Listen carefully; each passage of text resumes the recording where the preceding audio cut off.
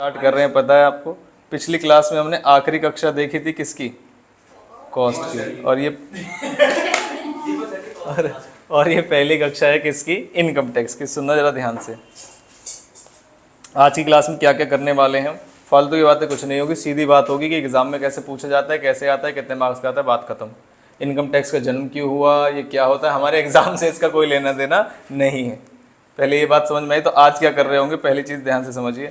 पहले हम करेंगे बेसिक क्या है इनकम टैक्स का, दूसरा इसका कंपैरिजन करेंगे अदर टैक्स से। जी, उसी लिए कंपैरिजन करेंगे। आगे बात समझ में। तीसरा जो काम होगा हमारा, ये देखेंगे टैक्स लगाने का बेसिस क्या है, कैसे टैक्स लगेगा। उसके साथ साथ हम एक चैप्टर का स्टार्टिंग भी कर देंगे, एक चैप्टर की, और उसके साथ साथ एक एग्जाम का क्वेश्चन भी आज करके जाएंगे। मैं ही करवाऊंगा और आप भी कर लेंगे। क्या बात समझ में आई? तो एक इलस्ट्रेशन भी शुरू कर चुके होंगे, एक चैप्टर भी। इनकम टैक्स की पहले क्लास का मतलब बिल्कुल भी ये नहीं होता कि जन्म क्यों हुआ, क्या है, सीधे टू द पॉइंट बात करें। एग्जाम का भी एक क्वेश्चन करेंगे। ये क्वेश्चन कहाँ का होगा? एग्जाम का आया हुआ। क्या ये बात समझ में आ गई? तो ये चारों चीज़ों पे टिक करेंगे। पहले हम देखते हैं टैक्स का बेसिस क्या होता है, बेसिक्स क्या होते हैं टैक्स के। तो दो तरीके से टैक्स लिया जाता है हमसे इंडिया में, एक डायरेक्ट तरीके से और एक इनडायरेक्ट। बताओ इंडिया के लोग कहाँ से बाज आएंगे, डायरेक्ट तरीके से बाज आएंगे या इनडायरेक्ट तरीके से?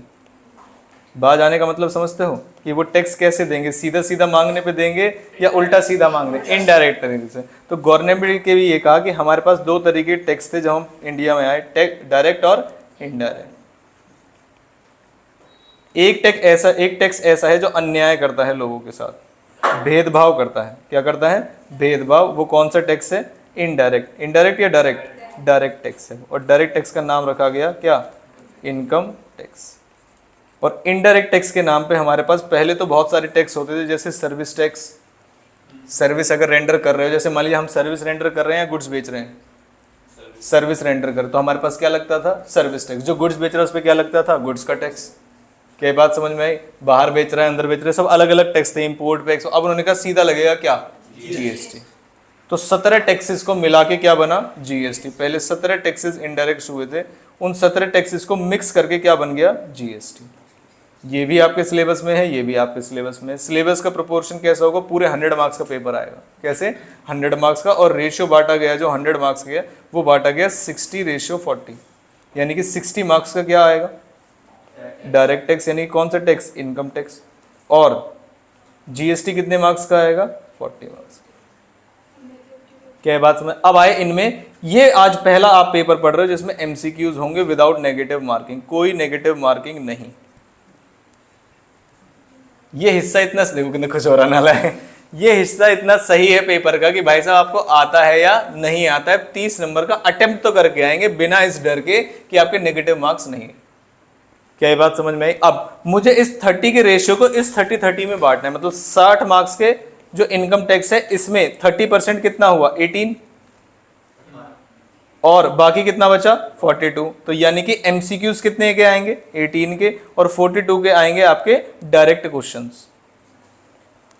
क्या ये बात समझ में? ऐसी बाइफिकेशन किस में होगी? जीएसटी में। जीएसटी का पेपर कैसे आएगा बताओ? अब 30% मतलब 12 मार्क्स और बाकी के 28 मार्क्स। 12 मार्क्स का जो आएगा वो कहां से आएगा? एमसीक्यू। और 28 मार्क्स का पेपर कैसे होगा? डायरेक्ट। तो अब मैं टोटल आपसे पूछूं कि बताओ जरा एमसीक्यू कितने के आए? 18 मार्क्स के यहां आए और 12 मार्क्स के यहां आए, तो कितने का हो गया? 30। और 42 और 28 कितना हो गया? 70। ये पूरा प्रोपोर्शन है आपका। क्या ये बात समझ में आ गई? पक्का। तो इस तरीके से आपका पेपर आएगा और दोनों में एमसीक्यूज आएंगे और कोई दिक्कत वाली बात नहीं है। दूसरी चीज, ये आपको जो ऐसा पेपर है जो आपको सबसे ज्यादा तंग करेगा, और जो सबसे ज्यादा तंग करेगा वो कौन सा पेपर होगा? डायरेक्ट टैक्स का। रीजन बीइंग, ये जो इनकम टैक्स है इसका ईयर है 1961। कौन सा ईयर है? 1961। इसका मतलब 1961 से इनकम टैक्स चला आ रहा है। तो क्या पेपर में हर साल चेंजेस आते हैं इनकम टैक्स में? अकाउंट्स में कोई चेंज नहीं आता, कॉस्ट में कोई चेंज, लेकिन हर साल हर 6 महीने बजट आता है, रेट बदलते हैं, तो ये टैक्स के रेट बदलते रहते हैं। और 1961 से आ रहा है तो उनके पास ज्यादा स्कोप है एक्सपेरिमेंट करने का। जीएसटी आया था 2017 में। कौन से ईयर में? 2017 में। तो क्या बहुत ज्यादा स्कोप है उनके पास एक्सपेरिमेंट करने का? नहीं। ये नया टैक्स है, गवर्नमेंट भी अभी क्लियर नहीं है, हर साल कोई ना कुछ बदल देती है। जो ज्यादा मुश्किल वाला माना जाता है वो कौन सा है? Income tax. समझ में आया? पहली चीज। दूसरी चीज, मैंने आपसे कहा था कि भेदभाव वाला कौन सा टैक्स है बताओ? इनकम टैक्स वाला भेदभाव वाला है या जीएसटी वाला है? तो भेदभाव वाला टैक्स होना चाहिए या समान टैक्स होना चाहिए, पहले तो ये बताओ। समान टैक्स होना चाहिए, भेदभाव करता है ये। हिंदी इंग्लिश में क्या बोलते हैं इसको? डिस्क्रिमिनेशन। क्या बोलते हैं? डिस्क्रिमिनेशन। और ये क्या करता है? भेदभाव नहीं करता है, समान मानता है। इसका मतलब इक्विटी। पढ़ा था प्रिंसिपल ऑफ इक्विटी चैप्टर, कौन से चैप्टर में था? प्रिंसिपल्स के। किसके प्रिंसिपल्स? फ्यूल। याद है क्लास 12th में थोड़ा बहुत पढ़ा था, ठीक है। अब सुनना, अब मैं आपकी इसकी असलियत बात बताता हूं कि डायरेक्ट इनडायरेक्ट भेदभाव करना सही था। अभी आप कह रहे हो इक्विटी सही है, तो सुनो जरा ध्यान से। अगर अंबानी एक चिप्स खरीदता है आज की डेट में, मान लीजिए 20 रुपए की, और वो उस पर टैक्स देता है 4 रुपए, और एक रिक्शे वाला बेचारा गरीब है, अपने बच्चे के लिए चिप्स लेके जा रहा है घर पे 20 रुपए की, और वो भी कितने का टैक्स दे रहा है? क्या ये सही बात है या गलत बात है? आप बताइए। कि एक अमीर करोड़पति अरबपति, गेट बंद कर देना, करोड़पति अरबपति है, वो भी जो सामान खरीदेगा उतने का ही टैक्स देगा, और एक बेचारा जो गरीब, जो दिन के मान लीजिए 100, 200, 300, 400 रुपए कमा रहा है, वो भी अगर वो सामान खरीदेगा तो उतने का ही टैक्स भरेगा। ये कोई सही बात है या गलत बात है? टैक्स होना चाहिए, गरीब के लिए उतने टैक्स होना चाहिए। अगर मान लीजिए आप टैक्स कम कर दो तो गरीब को 20 रुपए की चीज 16 रुपए की मिल सकती है, 17 रुपए की मिल सकती है। तो गरीब से ज्यादा टैक्स लेना चाहिए या अमीर से ज्यादा? आप बताइए। अमीर, तुम क्यों बोल रहे हो नालायक? क्योंकि तुम अमीरों की कैटेगरी में हो। बात समझ में आई? तुम इसलिए बोल रहे हो। हाँ, और तो 20 वाले चिप्स तो अभी के टाइम पे तो ऐसे ही हो, ये बात नहीं है कि अंबानी, चलो मान लीजिए मैंने कहा अंबानी ने 1 लाख रुपए कमाए। कितने? 1 लाख रुपए का कोई एलसीडी या कोई भी, आप बोलो गरीब है तो 1 लाख का क्यों खरीद रहा है? दिक्कत तो यही ना, तुम्हें 20 रुपए से ही काम चलाना पड़ेगा। अभी कोई सिलेंडर खरीद रहा है, मान लीजिए कोई गरीब आदमी, तो अंबानी को भी उतने की सब्सिडी मिलेगी, गरीब आदमी को भी उतने की सब्सिडी। क्या ये सही बात है गलत बात है? समझ रहे हो? जो जो सही बात कह रहे हैं वो कौन सी कैटेगरी में? भर भर के पैसा है, कोई दिक्कत वाली बात नहीं है। अब सुनो जरा ध्यान से। अब भेदभाव वाला केस समझो। भेदभाव वाला केस, टैक्स क्यों सही है हमारे केस में? मान लीजिए मैं कहूं आपको कि एक व्यक्ति है मेरे यहाँ, रामकिशोर। कौन है? रामकिशोर। रामकिशोर रिक्शा चलाता है और मेहनत से बड़े अपने बच्चों को पालता है। इसकी अगर इनकम है मान लीजिए 2.5 लाख, तो इस पे कोई टैक्स नहीं लिया जाएगा। साल का, नालायक, साल का। सुनो सुनो, 10 लाख की इनकम होगी तो इस पे टैक्स लगाएंगे। 10 लाख की इनकम होगी तो इस पे टैक्स लगाएंगे। अंबानी जी से पूछा गया अगर आपकी इनकम रही तो क्या करेंगे, जरा ध्यान से सुनिएगा। तो उन्होंने कहा अगर अंबानी जी की इनकम 2.5 लाख तक है तो कोई टैक्स नहीं है। तो बताओ क्या कोई भेदभाव है? नहीं। फिर मैंने कहा अच्छा अगर अंबानी जी की इनकम 10 लाख है तो क्या इस पे कोई भेदभाव है? उन्होंने कहा नहीं, जैसे इस पे टैक्स लगेगा वैसे इस पे टैक्स लगेगा। तो भेदभाव कहाँ है? मैंने कहा अंबानी की इनकम 10 लाख हो ही नहीं सकती। मैंने कहा अगर मान लीजिए अंबानी की इनकम है 1 करोड़, कितनी है? और इसकी इनकम कितनी है? 10 लाख। तो पहले टैक्स लगाएंगे। मान लीजिए मैंने एक एग्जांपल दे दिया आपको 10% से। किस रेट से? 10% से। तो इस पे कितने का टैक्स आएगा? 1 लाख। मैंने एग्जांपल दिया, टैक्स रेट ये नहीं है। क्या बात समझो? और इस पे टैक्स लगाएंगे अगर 10% से तो कितना आएगा? 10 लाख। क्या कोई भेदभाव है? नहीं, भेदभाव है नहीं। ज्यादा इनकम ज्यादा टैक्स। भेदभाव अभी तक हुआ या नहीं हुआ? नहीं हुआ। लेकिन उसका 1 मिनट रुक जाओ जरा। ये जो 10 लाख आया ना, इस पे फिर से तुम कम से कम 40% और निकालो। ये मैं इनकम पे टैक्स लगा रहा हूं या टैक्स पे टैक्स लगा रहा हूं? टैक्स पे टैक्स लगता है कि अगर आपकी इनकम एक स्पेसिफाइड लिमिट से ज्यादा हो जाएगी तो मैंने इस 10 लाख पे 4 लाख और ऐड कर दिए। तो अब टोटल कितना टैक्स हुआ? क्या ये अमीरों के ऊपर दुगनी मार है कि अगर तुम एक स्पेसिफाइड लिमिट, जैसे अभी जो लिमिट चल रही है वो 50 लाख है, कि अगर तुम्हारे लिमिट 50 लाख से ऊपर चली जाएगी इनकम तुम्हारी, तो 50 लाख से नीचे तो सब बराबर है। लेकिन एक मान लीजिए 49 लाख वाला इनकम वाला व्यक्ति है और 51 वाला, तो मरेगा कौन? 51 वाला, क्योंकि उसके टैक्स के ऊपर दोबारा से टैक्स लग जाएगा। तो जितना अमीर होता जाएगा, जितना अमीर होता जाएगा उतना ही ज्यादा टैक्स भरना पड़ेगा उसको, और जितना गरीब आदमी है उतना एक ही बार टैक्स भरना पड़ेगा, रेट वही रहेगा। क्या ये बात समझ में आई या नहीं आई? तो जीएसटी ज्यादा सही है, इनकम टैक्स ज्यादा सही है? ये पहचान कर लेता है इनकम टैक्स गरीबों की और अमीरों की, इसीलिए लोग भर नहीं रहे इसको। रीजन समझ में आया कि इससे क्या हो जाएगी? पहचान हो जाएगी हम अमीर है, हम क्यों भरे टैक्स। क्या ये बात समझ में? लेकिन अगर मैं बोलूं कि इंडिया के अंदर इनकम टैक्स अगर लागू करना है तो इसे बराबर कर दीजिए कि महीने के 100 रुपए सबको पे करने हैं टैक्स, तो ज्यादा कलेक्शन हो जाएगी एज कम्पेयर टू जो अभी कलेक्शन हो। आपने कभी सुना है कि कौन बनेगा करोड़पति में? अगर कोई 1 करोड़ रुपए जीत गया तो उसे कितने पैसे मिलते हैं? कुछ कट पिट के 28-30 लाख रुपए कट जाते हैं, पता है आपको? 70 लाख या 70 लाख से भी कम मिलेंगे। क्या ये बात? क्या वो कहाँ चला गया? वो इनकम थी जिसपे इनकम टैक्स कट गया। कितने परसेंट इनकम टैक्स? 30%। कितने परसेंट? 30% इनकम टैक्स कट जाएगा आपका, तब जाके पैसा मिलेगा। इसीलिए तो लोग इनकम बताते नहीं है। अब 1 करोड़ छोटी अमाउंट है, बड़ी अमाउंट है? बड़ी अमाउंट। क्या ये बात समझ में? तो ऐसे इनकम टैक्स लगता है। अब एक आम आदमी पे टैक्स कैसे लगेगा पहले ये देखिए। जैसे मान लीजिए मैंने कहा कि आकाश जो है चाहता है कि मेरी इनकम पे टैक्स ना लगे, तो इसने हर तरीके अपने टैक्स को बचाने के लिए, ये आकाश, तो उसने कहा पहले बताओ तुम ये जो कोर्स कर रहे हो इसके बाद क्या करना चाहोगे, अपना बिजनेस करना चाहोगे या जॉब करना चाहोगे? मैंने कहा भाई साहब बिजनेस वालों पे तो टैक्स बहुत ज़्यादा है, तो ये क्या कह रहा है, जॉब करूंगा ताकि टैक्स बच जाए, ये टैक्स देना ही ना पड़े। तो पहला जो तरीका था इसने काम करने का वो कौन सा चुना? जॉब। और जॉब में क्या मिलेगी इसे? सैलरी। क्या ये बात समझ? तो उन्होंने सैलरी का हेड बना दिया कि भाई साहब अगर तुम जॉब करोगे तो एक हेड है हमारा सैलरी का, उसके अंदर टैक्स लग जाएगा, income under the head salary. क्या बात समझ में? इसने कहा तुरंत ही छोड़ रहा हूँ मैं जॉब, अब मैं करूंगा बिजनेस। क्या करूंगा मैं? बिजनेस। बिजनेस जब करेगा तो उसने कहा भाई साहब तब भी नहीं छोड़ेंगे तुम्हें, उसके लिए हमारे पास एक और हेड है, हेड नंबर 2। इसे मान लीजिए मैंने कहा हेड का नाम है इसका income under the head salary, income under the head salary. तो ये मैंने नाम लिख दिया, इसका हेड हटा दिया मैंने यहाँ से। ये पहला वाला था। दूसरे वाले में इसने क्या कहा? बिजनेस करूंगा। क्या कहा? बिजनेस। मैंने कहा बिजनेस थोड़ी करोगे तुम तो प्रोफेशनल बनोगे, तो उसने कहा कोई बात नहीं प्रोफेशन कर लूंगा। अब एक डॉक्टर की दुकान है और एक बिजनेसमैन है, कि दोनों में डिफरेंस नहीं है? डॉक्टर की दुकान वालों को क्या बोलते हैं? प्रोफेशन। और नॉर्मल बिजनेसमैन को क्या बोलेंगे? बिजनेसमैन। तो उसने कहा बिजनेस और प्रोफेशन करूंगा। मैंने कहा एक बताओ, कह रहा दोनों करूंगा। क्या बात समझ में? तो उन्होंने कहा तुम्हारे लिए हमने हेड बना दिया, income under the head PGBP, profits and gains from business and profession. Profits and gains from business and profession, उन्होंने एक ही बार में कंबाइन कर दिया। Answer is yes. अब आकाश फिर से चिंता में आ गया, यार ऐसे तो टैक्स बच ही नहीं रहा, कोई ना कोई तरीका तो टैक्स निकालने का बताओ। उसने कहा चलो एक काम करते हैं, रेंट पे प्रॉपर्टी देना शुरू कर देता हूँ, रेंट की कमाई खाऊंगा, क्योंकि केशव भी ऐसा ही कर रहा है। प्रॉपर्टी को किस पे दे दूं? रेंट पे, उससे कमाई आएगी मेरे पास। तो मैं एक काम करता हूँ, हाउस प्रॉपर्टी जो हमारे घर वालों की है उसे रेंट पे देना शुरू कर देता हूँ। क्या बात समझ में आई? तो इससे भी इनकम आ सकती है, जॉब वॉब छोड़ो। तो उसने कहा उसके लिए भी हमारे पास हेड है, income under the head house property, कि अगर तुम अपने हाउस को किराए पे चढ़ा के वहां से किराया खाओगे तो उसे हाउस प्रॉपर्टी में टैक्स किया जाएगा। तो अब ये और चिंता में आ गया, ऐसे तो बात बन ही नहीं रही। तो इसने क्या किया, कह रहा सर एक काम और कर दूं तो बताओ मजा आ जाएगा। मैंने कहा क्या? कह रहा बेच देता हूं घर को। तुमने कहा किराया पे, किस पे टैक्स लगेगा? किराए पे। तो क्या करते हैं, घर को बेच देते, बेच मारो घर को, एक ही बार इकट्ठा पैसा आ जाएगा। तुमने डेफिनेशन दी थी कि अपने घर को किराए पे चढ़ाओगे तो घर पे टैक्स लगेगा, और नाम क्या होगा? House property. नाम क्या होगा? House property. तो क्या कर देता हूं, बेच देता हूं, फिर तो कमाई हो जाएगी। मैंने कहा हाँ, लेकिन उसके लिए भी हेड है हमारे पास, income under the head capital gain. Capital word का मतलब होता है बड़ा, जैसे कैपिटल एक्सपेंडिचर सुना है आपने, तो इसके लिए बनाया गया income under the head capital gain.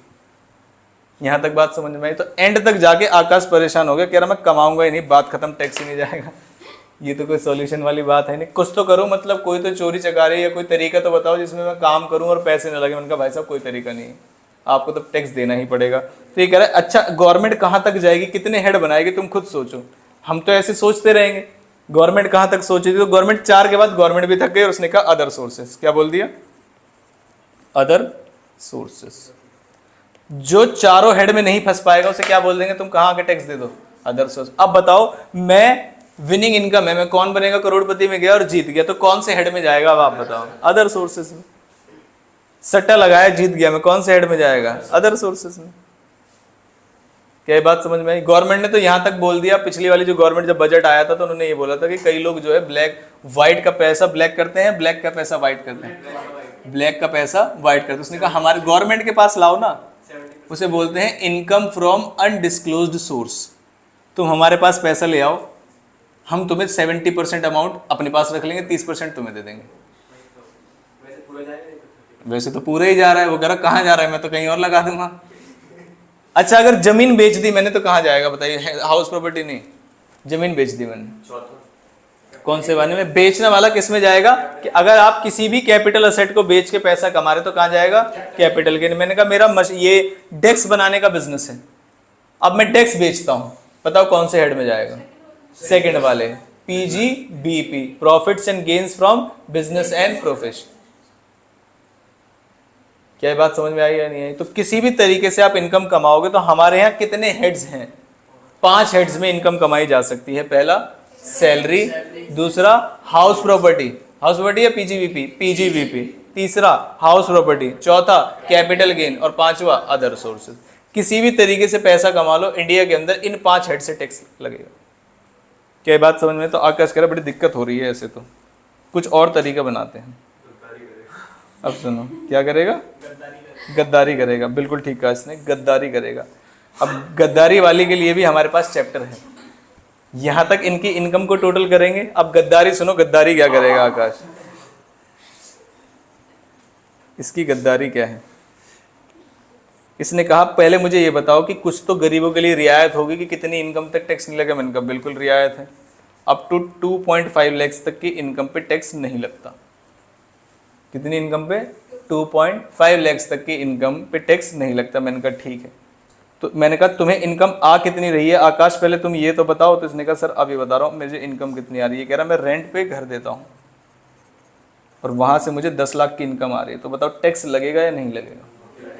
लगेगा। 2.5 लाख तक टैक्स नहीं लगा तो कितनी इनकम पे टैक्स लगेगा? 7.5 लाख की। तो इसने कहा एक काम करता हूँ। मैंने कहा क्या काम करो? कह रहा दिमाग लगाने दो। मैंने कहा लगाओ, कुछ ना कुछ तो जुगाड़ करना पड़ेगा जिससे टैक्स ना लगे। मैंने कहा करो जुगाड़। कह रहा गाँव में मेरे 5 बच्चे हैं।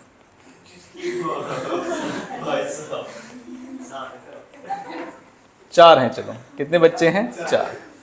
सबको 2.5 लाख। तो इसने कहा एक काम करता हूँ, 2.5 लाख अपने पास रख लेता हूँ। 2.5 या 2 लाख अपने पास रख लिए और 2 लाख बच्चों में बांट दिए। कह रहा है अब टैक्स लगा के दिखाओ। हाँ, कह रहा है अब टैक्स लगा के दिखाओ। क्या अब टैक्स लग सकता है? बताओ। गवर्नमेंट ने क्या कहा? एक असेसी की कितनी इनकम पे टैक्स नहीं लगेगा? 2.5 लाख। ये एक इंडिविजुअल असेसी है, ये भी इंडिविजुअल, ये भी इंडिविजुअल, ये भी इंडिविजुअल। तो बताओ टैक्स लग पाया या नहीं लग पाया? तो क्या ऐसे कोई भी बेवकूफ बना सकता है कि इनकम को डाइवर्ट कर देगा? इनकम को क्या कर देगा? डाइवर्ट, दूसरों के खाते में। तो क्या टैक्स लग पाएगा कभी या नहीं लग पाएगा? नहीं लग पाएगा। तो अब कैसे पकड़ा जाए? तो गवर्नमेंट ने कहा देखो ऐसी गद्दारी सब करेंगे, इसके लिए हम चैप्टर बनाएंगे क्लबिंग। क्या चैप्टर बनाएंगे? क्लबिंग। क्लबिंग चैप्टर ये कहता है कि अगर कोई व्यक्ति अपनी इनकम को ट्रांसफर करता है, अगर कोई व्यक्ति अपनी इनकम को ट्रांसफर करता है और दूसरे लोगों की इनकम में ट्रांसफर करता है, तो हम जो टैक्स ट्रांसफर करो, ट्रांसफर करने से मना नहीं है, लेकिन टैक्स तुम्हारे हाथ में ही लगाएंगे 10 लाख रुपए। इसे बोलते हैं क्या? क्लबिंग। क्या ये बात समझ में आई? तो सुनो जरा ध्यान से। तो मैंने कहा आकाश ने अब तक कितनी कितनी इनकम कमाई, पहले ये लिख देता। उसे सैलरी मिलती है 12 लाख रुपए, बिजनेस से 8 लाख रुपए कमाता है, किराया आता है 10 लाख रुपए, घर बेच के 25 लाख कमाए थे और अदर सोर्सेज में विनिंग में जुआ हुआ खेलता है तो 25 लाख वहां से आए थे। तो टोटल कितनी इनकम हो चुकी है अभी तक इसकी बताइए? कितनी? 80 लाख रुपए ये अभी तक कमा रहा है। और ऐसे 10 लाख रुपए का रेंट जो इसने बताया नहीं था अभी तक कह रहा था मेरे पास तो है ही नहीं, क्योंकि मेरे पास 2 लाख है, वो गवर्नमेंट ने पकड़ लिया कि कंबाइंड करो और फिर से ऐड कर दो। तो टोटल कितना हो गया? 10 लाख। तो अभी तक इसकी कितनी इनकम हो चुकी है? 90 लाख की इनकम हो चुकी है। इसमें आपने एक ही चीज देखी होगी कि आप सिर्फ फायदे की बात कर रहे हैं, नुकसान की बात कर रहे हैं क्या?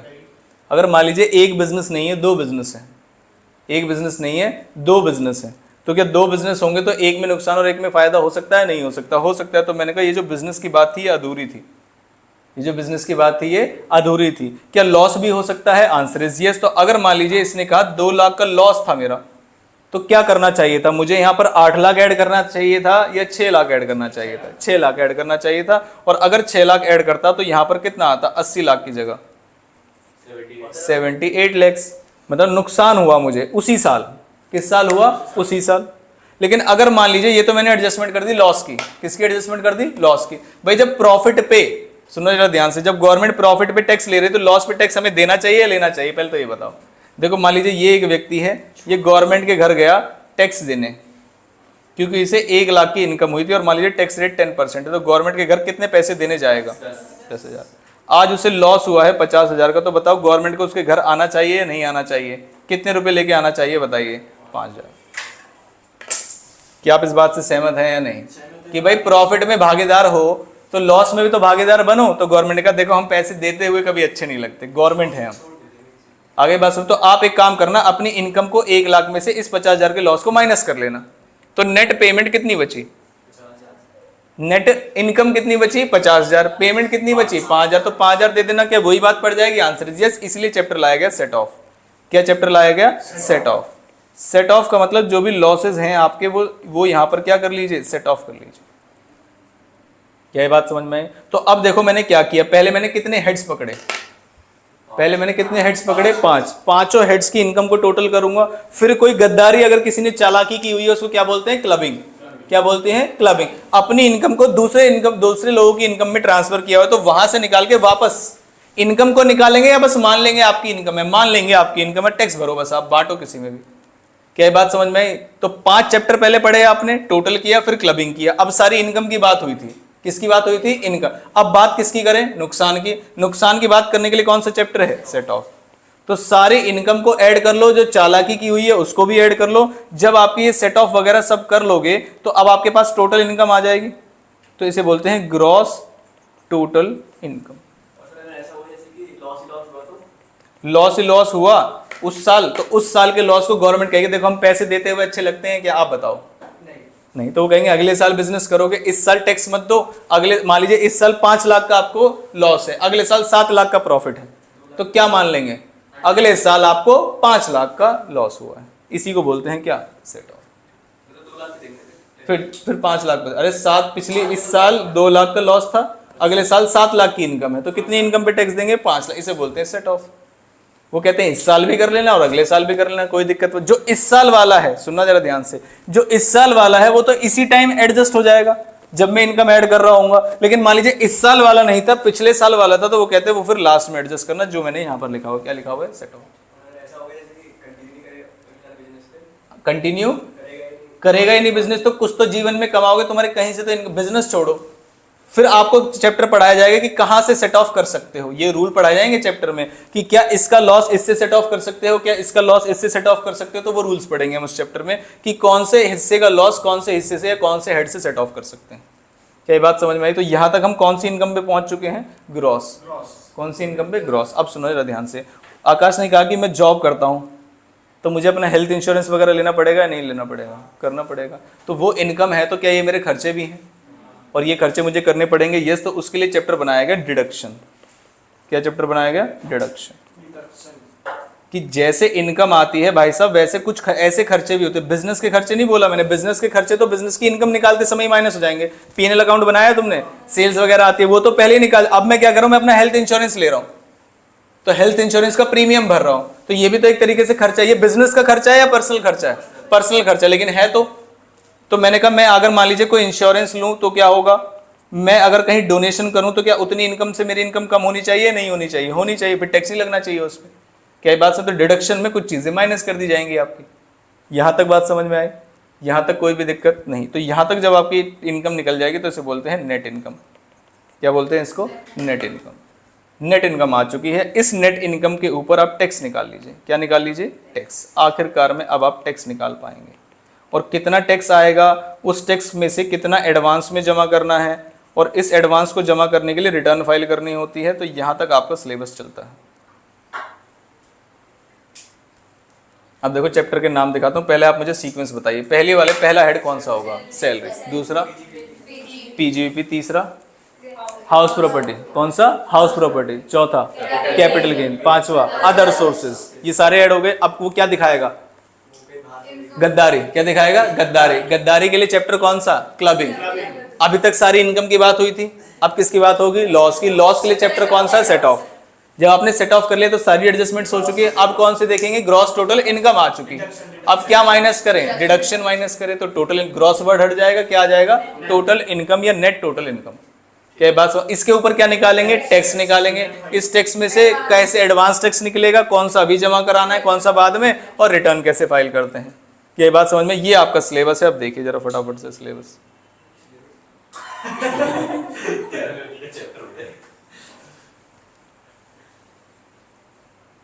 देखिए फटाफट से, ये है इंटरमीडिएट और ये है आपका पेपर नंबर 4। जिसमें 2 टैक्स दिख रहे हैं आपको। सेक्शन ए में कौन सा है, इनकम, और सेक्शन बी में कौन सा है, इनडायरेक्ट मतलब जीएसटी। अभी हम सेक्शन ए में है। मॉड्यूल 1 को छोड़ दीजिए, मैं आया कौन से मॉड्यूल से, मॉड्यूल 2 से। पहला चैप्टर कौन सा, सैलरी, दूसरा हाउस प्रॉपर्टी, तीसरा पीजीवीपी, चौथा कैपिटल गेन, पांचवा अदर सोर्सेस। यहाँ तो कोई परेशानी। जैसे ही मैं इन सबको ऐड कर लूंगा फिर से कौन सी आएगी, क्लबिंग। कौन सी चालाकी थी, क्लबिंग। उसके लिए कौन सा है, income of other person included in एसएससीज टोटल इनकम। एसएससी मतलब जिसकी बात कर रहे हैं, अदर पर्सन की इनकम को दूसरे पर्सन की इनकम में ऐड करते हैं, इसे क्या बोलते हैं, क्लबिंग। क्या बोलते हैं, क्लबिंग। अभी सब इनकम की बात हुई थी, अगले वाले में किसकी बात होगी, सेट ऑफ की। दिख रहा है आपको सेट ऑफ, सेट ऑफ हो गया तो क्या आ जाएगा, जीटीआई। जीटीआई मतलब ग्रॉस टोटल इनकम। इसमें से माइनस क्या करेंगे, डिडक्शन। जब डिडक्शन माइनस कर देंगे तो आ जाएगी total income, net total income. तो क्या होगा उसके बाद, टैक्स कंप्यूट करोगे, उसमें से कितना एडवांस देना है और रिटर्न कैसे फाइल करनी है, और आपका सिलेबस खत्म। तो फिर ऊपर वाले 3 चैप्टर आपने क्यों छुड़वा दिए और क्यों इनके बारे में कोई डिस्कशन नहीं किया, क्योंकि आज की जो क्लास है उसमें यही डिस्कशन करेंगे। इसी के क्वेश्चन कराऊंगा आपको जो इससे ऊपर वाले 3 चैप्टर्स। आपने मॉड्यूल 2 बता दिया जी, पूरा मॉड्यूल 2 बता दिया मैंने आपको, मॉड्यूल 3 बता दिया कि ऐसे ऐसे आगे जाके कंप्यूटेशन होगी। मॉड्यूल 1 बताएगा कि कंप्यूटेशन करने की जरूरत भी थी या नहीं। मॉड्यूल 1 क्या बताएगा कि कंप्यूटेशन की जरूरत है या नहीं। अब सुनो जरा ध्यान से, मैं आपसे पूछता हूं कि जो मॉड्यूल 1 है उसमें कैसे कैसे काम होता है। पहले ओवरव्यू समझ में आ गया, कितने हेड्स हैं, कैसे चैप्टर चलेगा। अब आते हैं सबसे पहले कि आज का काम क्या है। आज का काम ये है कि किस पर टैक्स लगाएं, कौन सा ऐसा व्यक्ति है जिस पे हम टैक्स लगाएं। अमीर पे टैक्स लगाएं या गरीब पे टैक्स लगाएं, आप बताओ। तो मैंने परफॉर्मेंस समझा दिया आपको, अमीर हो या गरीब इनकम कमाएगा तो टैक्स लगेगा। फिर मैंने पूछा काले पे टैक्स लगाएं या गोरे पे टैक्स लगाएं, बताओ किस पे टैक्स लगाएं। दोनों पे लगना चाहिए। क्या ये बात समझ, मैंने कहा अच्छा अगर मान लीजिए कोई व्यक्ति है इंडिया का, वो बिजनेस कर रहा है बाहर, इनकम भी आ रही है बाहर, तो क्या इंडिया में टैक्स लगना चाहिए। एक इंडिया का व्यक्ति है, उसका बिजनेस सेटअप है बाहर, आगे बात समझ में, और इनकम भी उसे वहीं जनरेट हो रही है, वहीं रिसीव कर रहा है, तो क्या इंडिया में टैक्स लगना चाहिए। कैश लेकर जो प्रॉफिट लेकर अगर इंडिया आएगा हाँ, तब तो टैक्स देना पड़ेगा। अब देखो इनकम अराइज कहाँ हुई, बाहर, तो क्या उन्होंने टैक्स लिया होगा। हाँ, अब तो कह रहे हो इंडिया में आ रहे हो, तो क्या खाली आता जाए, भाई इंडिया में आ रहा है तो खर्चा करने आ रहा है ना, तो अच्छी बात है, तुम्हारे यहाँ का सामान खरीदेगा उसमें तो टैक्स मिल ही जाएगा। वहां भी टैक्स दे और यहां भी टैक्स दे, तो डाउट है। अच्छा मेरा दूसरा सवाल, मान लीजिए किसी का बिजनेस जो है वो बाहर है, कहाँ है बिजनेस, बाहर, इंडिया से कंट्रोल करता है, वो इनकम बाहर ही मिलती है लेकिन कंट्रोल इंडिया से करता है। इनकम वहीं आती है, वहीं मिलती है, उसी के बैंक अकाउंट में। टैक्स लगना चाहिए नहीं लगना चाहिए, आप बताओ। सवाल समझ में आया। इंडिया के बाहर है, क्या है, इंडिया के बाहर बिजनेस है, इनकम भी वहीं रिसीव हो रही है बैंक अकाउंट में, लेकिन कंट्रोल इंडिया से होता है। देखो बिजनेस सेटअप और कंट्रोल कहां पर हो रहा है, कंट्रोल इंडिया से। कंट्रोल कहां से हो रहा है, तो कुछ ना कुछ तार तो इंडिया से जुड़ रहे हैं। क्या ये बात समझ में। तो उन्होंने कहा भाई साहब देखो ऐसा है, हाँ बाहर ही है, लेकिन ये व्यक्ति कहाँ से कंट्रोल कर रहा है बिजनेस को। इनकम आएगी अगर मैं बिजनेस से इंडिया से कंट्रोल ना करने दूं तो नहीं आएगी। तो इसका मतलब तार तो तुम्हारे यहाँ से भी जुड़े हुए हैं। ये वाली एक्टिविटी हटा दो, क्या बिजनेस कंट्रोल हो पाएगा, नहीं हो पाएगा। तो उन्होंने कहा भाई साहब पहले आप 3 तरीके के व्यक्ति उधार ले लीजिए पहले लोगों से। तो मैंने मान लीजिए 3 तरीके के व्यक्ति उधार ले लिए, ये बताओ कौन है। ये तो खैर कोई दिक्कत ही नहीं है इसमें। इसकी क्यों, पूरा नाम है इसका,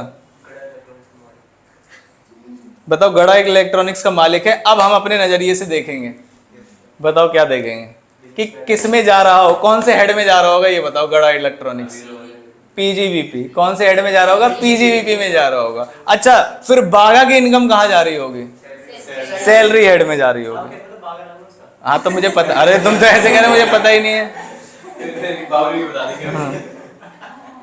तो मेरे पास, मैंने कहा व्यक्तियों को 3 कैटेगरी में कर लीजिए। देखिए जरा ध्यान से, मैंने 3 व्यक्ति बनाए हैं यहाँ पर। इन तीनों के लिए टैक्स ट्रीटमेंट अलग है, इसलिए मैं बता रहा हूँ आपको, अमीर गरीब करके नहीं है, पर्पस कुछ और है। जरा ध्यान से सुनिएगा। ये कौन है,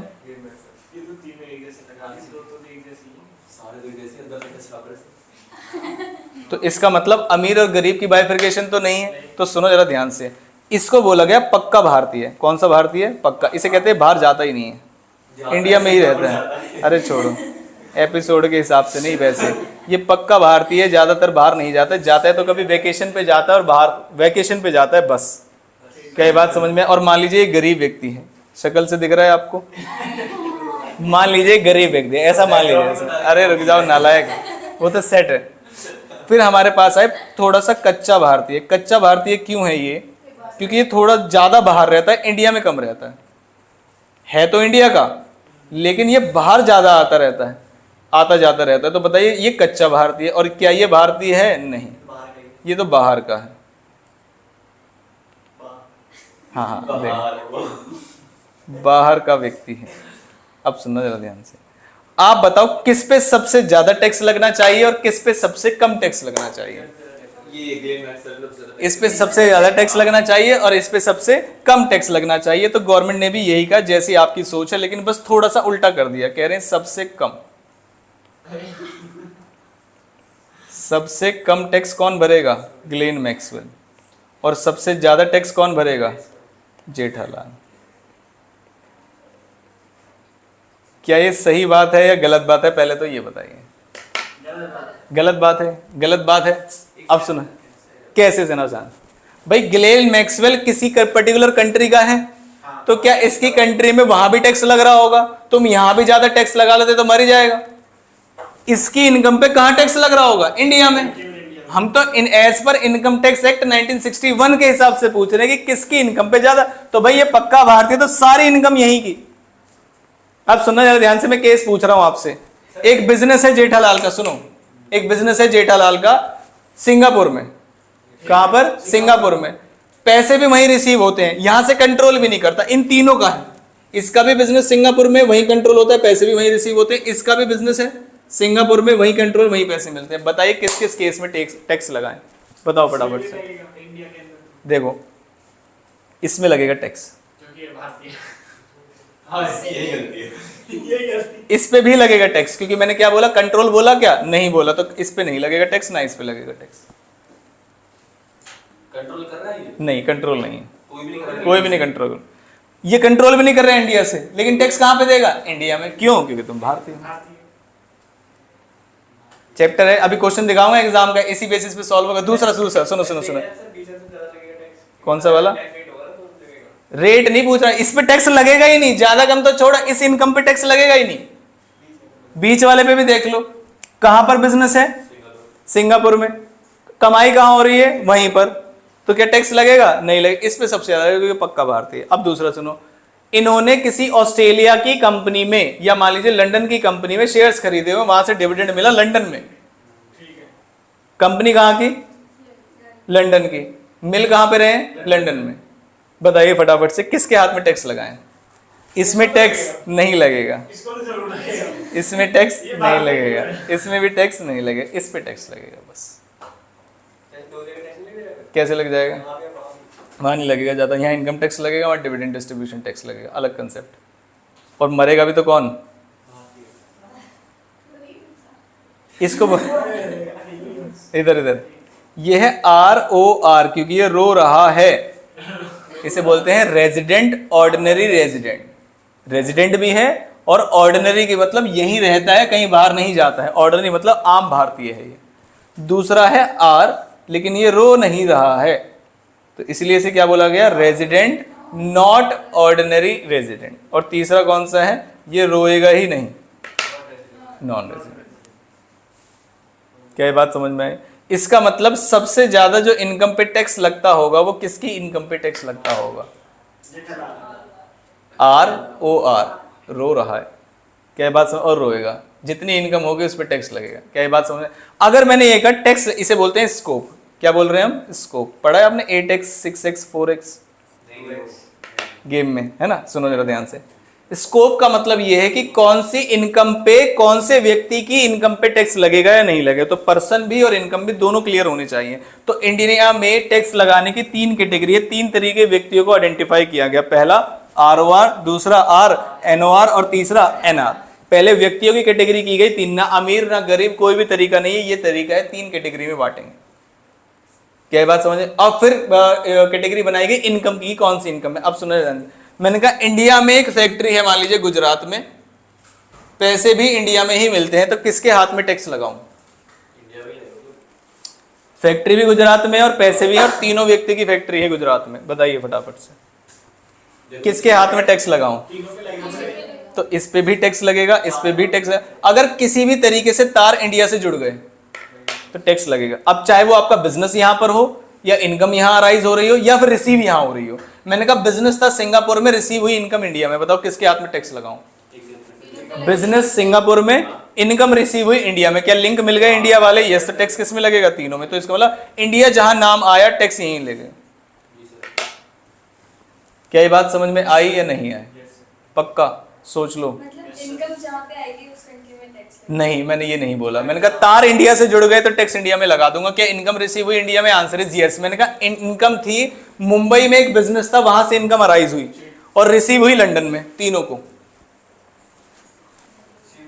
बिजनेस कहां पर है? मुंबई में। इनकम कहां मिल रही है? लंदन में। टैक्स किस पे लगाए? भाई इंडिया में तार जुड़ गए ना, बस पकड़ लो, बात खत्म। ऐसा मान के चलना ये इंडिया है और गवर्नमेंट मछली का जाल लेके बैठी है पानी में, कि एक जगह बस इंडिया बोल दो तुम, टैक्स लगा देंगे।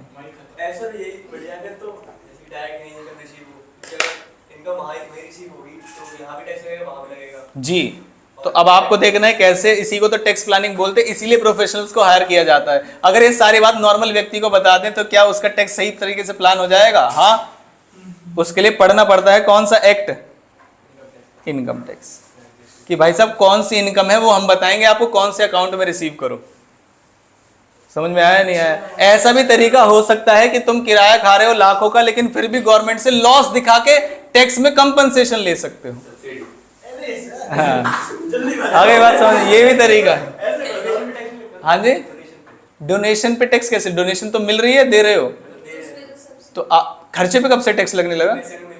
मिल रही तो बहुत बढ़िया, टैक्स है ही नहीं, मुझे बस अकाउंट्स बताने पड़ेंगे कि मेरा फंड ये है, उसमें एक्सपेंडिचर ये है, कोई भी दिक्कत नहीं है। रेंट में डोनेशन कहाँ मिलती है? रेंट वाला टैक्स तो तब भी हम नहीं देते, मतलब एक सीए से मतलब प्रॉपर्ली बातचीत है, वो कुछ करते हैं। अब वो क्या करते हैं यही तो तुम सीख रहे हो। करते हैं। तो उसे पैसे देते होंगे या नहीं देते होंगे? उसे पैसे देते हैं भाई साहब, क्या करते हो? अब तुम खुद सीख लोगे तो उसे पैसे दोगे, बोलो क्या करवाना है हमें बताओ, हम करेंगे।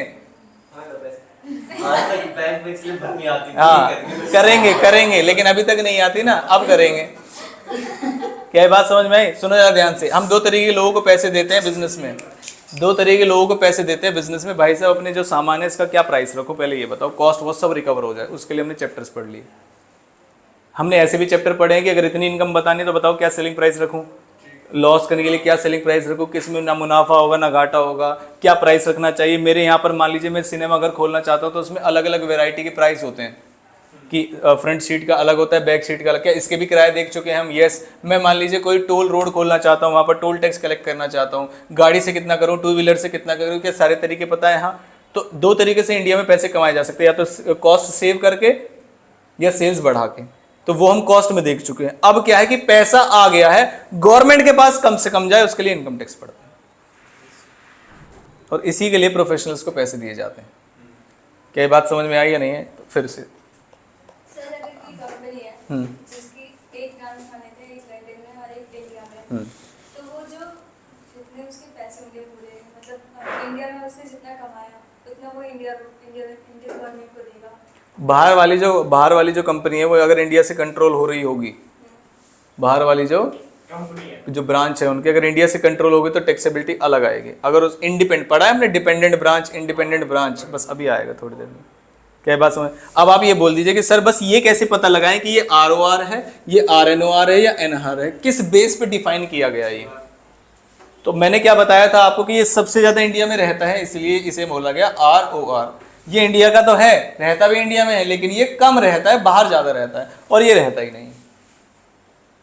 क्या बात समझ में? अब सुनो जरा ध्यान से। सर जैसे एनआर वाला जो था, इस ऑक्शन में मिले 2.5 करोड़, ठीक है, अब इसके टैक्स लगेगा। ऑक्शन में कहाँ मिला? ऑक्शन क्या ना, हाँ ऑक्शन में कहाँ हो रहा था ऑक्शन? इंडिया में या बाहर? इंडिया में। बात खत्म। इनकम कहाँ अराइज हो रही है? इंडिया में। एक्टिविटी कहाँ की जा रही है? इंडिया में। बात खत्म। अगर ये पैसा अपने देश में लेकर गया, इससे वहाँ टैक्स देना होगा, वहाँ दे, यही के नहीं खर्च कर दिया यहीं कहीं खर्च करे ना करे टैक्स लगता है, खर्चे से कोई लेना देना नहीं होता। ये थोड़ी होता है कि तुम 500 की गड्डी लाओ, कितने बचे उसमें से हमें दो, नहीं, टैक्स है, साल के एंड में लिया जाएगा कहीं से भी दो। और ऐसा हो गया जैसे कि इसने इनकम नहीं राइज करी, ठीक है, और एक साल नहीं रह गया, हाँ नहीं खर्च कर दी पैसे। मैं वही तो बोल रहा हूँ, ये नहीं कह रहे कि जो तुम्हें बताओ आईपीएल से 500 की जो गड्डी मिली थी वो लाओ, उसमें से टैक्स दो, ना ना ना ना, पूरे साल कमाओ मस्ती से, कोई दिक्कत वाली बात नहीं है, लास्ट में टैक्स लेंगे, किसी भी पैसे से दो। कहीं भी कमाओ, हाँ कहीं भी कमाओ, उससे क्या लेना देना उनको, 6 महीने से 6 महीने कहीं भी कमाओ, उन्हें क्या लेना देना। अब सुनो जरा ध्यान से, इंडिया में टैक्स कैसे लगता है, वो है number of stay, number of days of stay. कैसे डिसाइड किया जाए, तो यहां पर लिखा मैंने नंबर ऑफ डेज स्टे, कितना स्टे का पीरियड है उसका। अगर वो किसी साल में ज्यादा रह रहा होगा, मतलब कहीं गया ही नहीं है, तो बताइए किस कैटेगरी में जाएगा। क्या बात समझ में आई? अगर वो मान लीजिए साल में रह तो रहा है लेकिन पूरे दिन नहीं रह रहा है, तो किस कैटेगरी में जाएगा। और मैंने कहा साल में आए नहीं, नाम के लिए आया बस 1-2 दिन के लिए, तो किसमें चला जाएगा, एनआर में। अब प्रोविजन समझ लीजिए, जो मैं प्रोविजन बता रहा हूं अगली 2 क्लास हमारी इसी में जाएंगी, समझ में आएगा। और एक क्वेश्चन आपको एग्जाम का भी कराता हूं, देखिए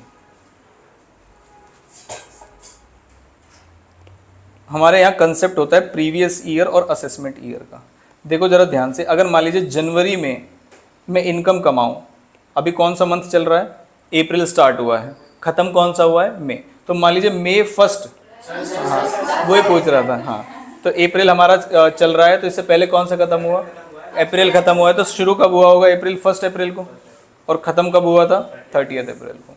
अगर मान लीजिए डेली मैं इनकम कमा के ला रहा हूँ, सैलरी लेके आ रहा हूँ, और जैसे ही मैं अपने घर घुसने के लिए जा रहा हूँ, तुरंत वहाँ पर गवर्नमेंट खड़ी कह रही भाई साहब हमारा हिस्सा दे दो, क्या ये सही लगेगा, बताइए आप फटाफट, क्या ये कोई सही बात है, नहीं। गवर्नमेंट कह रही डेली भाई साहब हमारा हिस्सा लाओ, ये तो हफ्ता वसूली जैसा हो गया। तो गवर्नमेंट ने कहा हम एक नया सिस्टम लाएंगे, जरा ध्यान से देखिए इस सिस्टम को। 2 ईयर्स हैं मेरे पास, एक स्टार्ट हुआ 1 अप्रैल 2022 से और ख़त्म हुआ 31 मार्च 2023। अगला वाला कब ख़त्म होगा, 2024।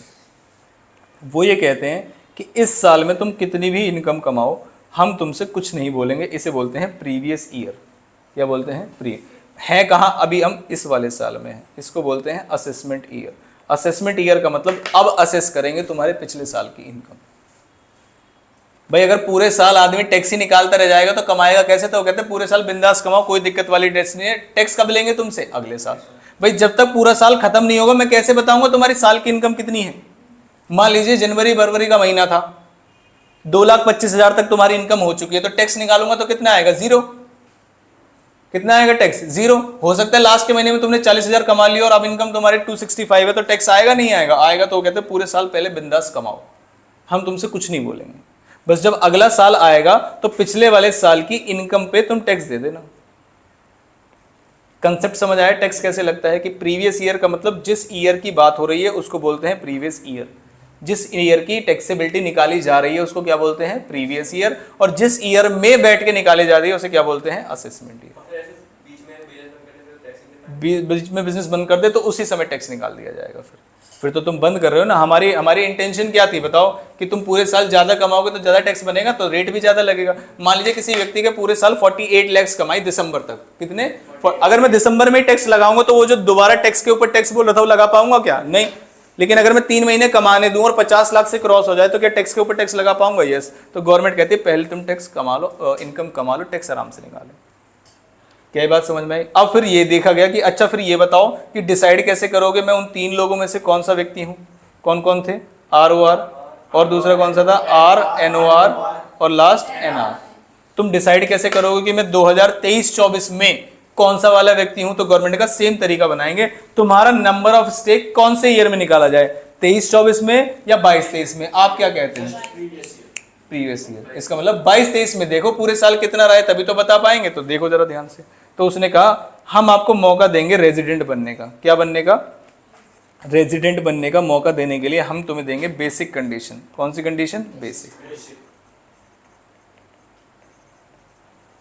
मैं अभी NR पे गया या सिर्फ R पे हूं, मैं सिर्फ R पे हूं कि रेजिडेंट कैसे बनोगे तुम। जैसे ये लिखा है NR का मतलब रेजिडेंट ही नहीं है, तो इसका मतलब ये वाली कंडीशन ये पूरी कर पाएगा या नहीं कर पाएगा, नहीं कर पाएगा। समझ में आया। तो उन्होंने कहा ठीक है फिर क्या तरीका बनाया जाए। एक पूरा साल कितने दिन का होता है, 365 डेज। अब ये पूछा गया कि अगर किसी व्यक्ति को पक्का भारतीय माना जाए तो उसे कम से कम कितने दिन रखवाया जाए, कितने परसेंट दिन रखवाया जाए? 51% दिन रखवाया जाए, या फिर परसेंटेज कोई भी? अरे नालायक, जनरल परसेंटेज बतानी। हाँ, कितने परसेंट रखवाएं? 186 दिन। ये जैसे ऐसे ही मतलब ऐसे ही सबने सजेशन दिए कि 51 रखवाओ, ये रखवाओ, तो गवर्नमेंट ने कहा 50% कर लेते हैं इसको। तो 50% में कितने दिन आए? 365 का आधा कर दो। वाह, 182.5। अब मसला ये अटका, इसे 183 करें या 182 करें? 183 करेंगे तो गवर्नमेंट का फायदा होगा, या 182 करेंगे तो गवर्नमेंट का फायदा होगा? 2 में फायदा क्या होगा कि सब जेठालाल बन जाएंगे। अगर ये वाली कंडीशन में पूरी करवा लो तो क्या ज्यादा चांस है जेठालाल बनने के? यस। और जेठालाल बनने से गवर्नमेंट को फायदा है, नुकसान है? फायदा है। गवर्नमेंट एक जाल बिछा रही है।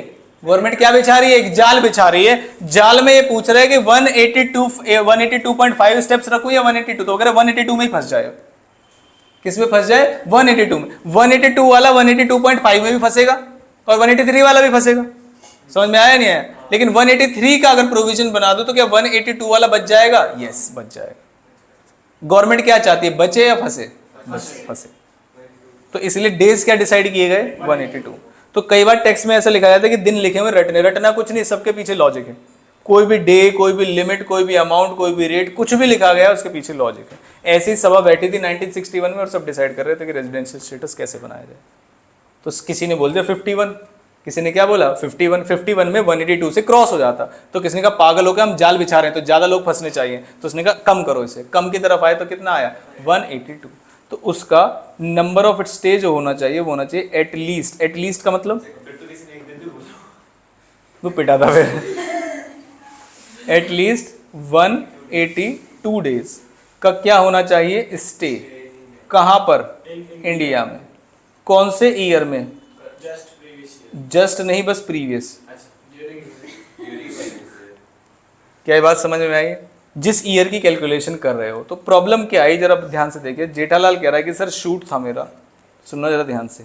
प्रॉब्लम लेके गया गवर्नमेंट के पास, तो देखा गवर्नमेंट प्रॉब्लम का सॉल्यूशन क्या दिया। ये कह रहा भाई साहब शूट था मेरा और मैं 7 महीने इंडिया में नहीं था। कितने महीने? 7 महीने।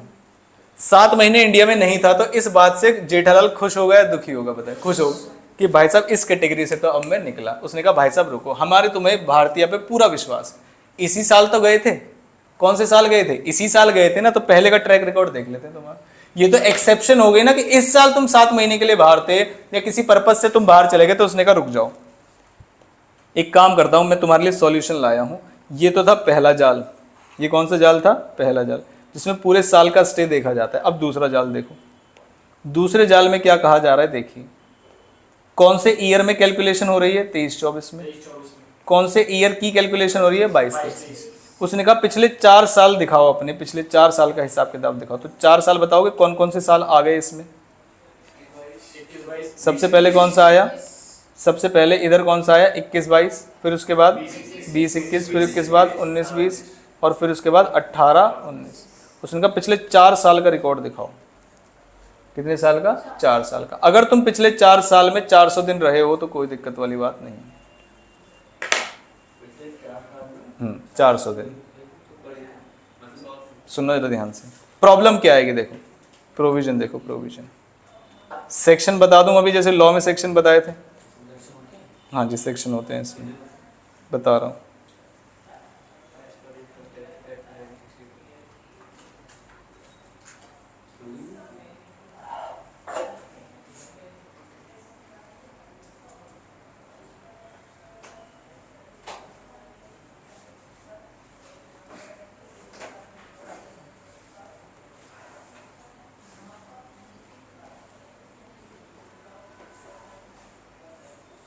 ये बताओ, जब मैं अगले किसी साल की कंडीशन बता रहा हूं तो उससे क्या बोलूं कि इस साल में बिल्कुल भी ना रहो तो चल जाएगा, या इसमें भी थोड़ा सा रहो और पिछले का भी दिखाओ? क्या लगता है?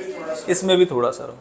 तो उसने कहा इसमें कम से कम कितना रखवाऊं आपको, आप बताइए कम से कम कितने दिन? तो उसने कहा बस 2 महीने। कितने दिन? 2 महीने का मतलब कितने दिन होता है? 60 दिन। तो उसने कहा कम से कम एक तो 60 दिन यहाँ होने चाहिए, उसके बाद जो दिन बच जाएं तो उन्होंने कहा कम से कम 1 साल, कम से कम कितना, 4 सालों में से 1 साल तुम यहां पर रहे हो। अब उसने कहा 1 साल कैसे काउंट करूं, क्या ऐसा हो सकता है कि कुछ दिन इसमें, कुछ दिन इसमें, कुछ दिन इसमें, कुछ दिन इसमें, या पूरा साल रहूं? क्या आपको क्या लगता है, गवर्नमेंट में किसको फायदा है? पूरा साल एक में ही रहे उसमें गवर्नमेंट को फायदा है, या फिर कुछ कुछ वाले में? वो कह रहा कैसे भी रहो, बस कितने दिन रहो, 365 तुम इसी जाल में आ जाओगे। गवर्नमेंट को फायदा हो जाएगा कि थोड़े दिन यहां, थोड़े दिन यहां, थोड़े दिन यहां, कैसे भी करके कितने दिन होने हैं, 365। उसमें गवर्नमेंट को फायदा है या नुकसान? बस इतना बताओ, फायदा है। अगर गवर्नमेंट कोई ऐसा प्रोविजन बना रही होती जिसमें गवर्नमेंट का नुकसान हो रहा होता तो वो क्या कहती, एक ही साल में लगातार 365 दिन दिखाओ, एक ही साल में लगातार 365 दिखाओ। तो पहली जो कंडीशन है वो ये है कि या तो तुम 182 दिन रहो जिस साल की बात हो रही है, बात खत्म। लेकिन अगर कुछ गड़बड़ हो गई थी तो तुम्हें दूसरा मौका दिया जाएगा। और का मतलब क्या है, ये वाली कंडीशन भी या ये वाली कंडीशन ही, इनमें से एक कोई भी कंडीशन पूरी करनी है आपको। और दूसरी जो कंडीशन है वो क्या है, 60 डेज। कितने days? 60 days in previous year, at least या मैक्सिमम। कम से कम कितने दिन रहना पड़ेगा तुम्हें, एटलीस्ट कितने दिन, 60 days in previous year plus 365 days कब, ड्यूरिंग, अब इस लैंग्वेज को समझना, ड्यूरिंग इमीडिएटली प्रीसीडिंग कितने साल, 4 ईयर्स। तो पिछले 5 सालों में 365 दिन रहना है, या जिस साल की बात हो रही है उस साल 60 दिन, उसे अलग कर लो। पिछले 4 साल वाले कितने दिन, 365। क्या ये बात समझ आई या नहीं? पक्का? अब सुनो जरा ध्यान से, ये कौन सी कंडीशन थी, कौन सी कंडीशन थी, रेजिडेंट बनने की कंडीशन थी। और का मतलब क्या है, दोनों पूरी करें या एक पूरी कर ले, एक पूरी कर ले। अब सुनो जरा ध्यान से, पहले मैं इसी के बेस पे आपको एग्जांपल दे रहा हूं कि आप बताना मुझे रेजिडेंट बन पाएगा या नहीं बन पाएगा। क्या आपको मंथ्स याद है, मंथ्स कैसे निकालते हैं, कि एक महीने में कितने दिन होते हैं पता है आपको? कौन से तरीके से निकालते हो? तोड़ दूंगा इसको मैं, गलत हो जाता है इससे। गलत नहीं होगा? पक्का? श्योर? बताओ जुलाई में। अरे क्यों कर रहे हो, इतनी कॉस्टिंग सॉल्व कर ली, नालायक, तुम्हें करने की जरूरत क्या है? अगर इससे मेरे को 100% सर्टेन मिले तो मैं 2 बार करूंगा। मैं कह रहा हूं कर क्यों रहे हो भाई, जनवरी कितने का है, करो ना पहले, क्यों नहीं कर रहे? किया था, ये भी करके बता रहे हो। फरवरी में वो लीप ईयर, मार्च में ये करके बता रहे हो या पता है बैलेंस शीट वगैरह बनाते हो, ये तो याद है। ऐसे ही मैं कह रहा हूँ इन सबको छोड़ो, याद होने चाहिए। बात खत्म। ना अक्टूबर में इनमें चला गया, और मैंने पता नहीं बच्चों को गलती करते हुए देखा है इसमें। अक्टूबर बताओ, सितंबर, नवंबर,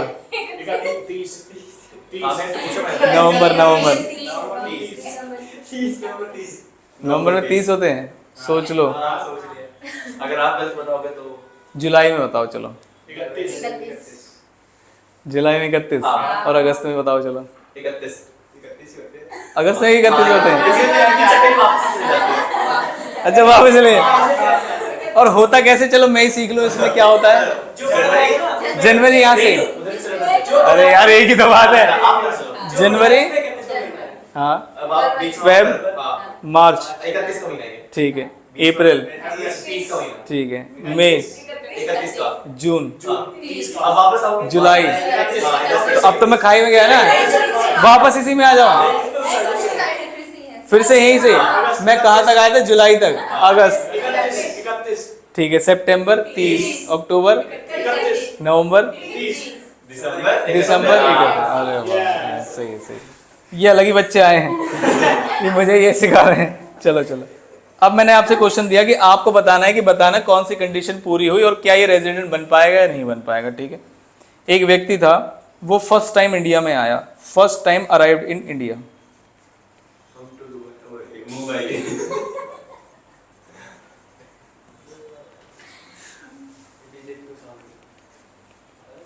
इधर इधर सुन लो, साउदी भाषा।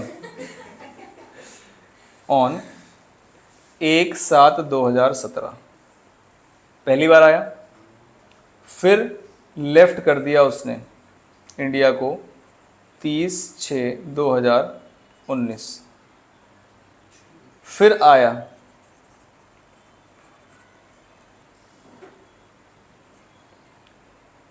1/2/2023 को। ठीक है।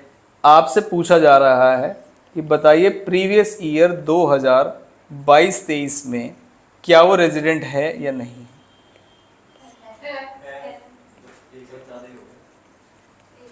मैंने कौन से साल की बात की है? 22-23। बताइए फटाफट से। है नहीं है?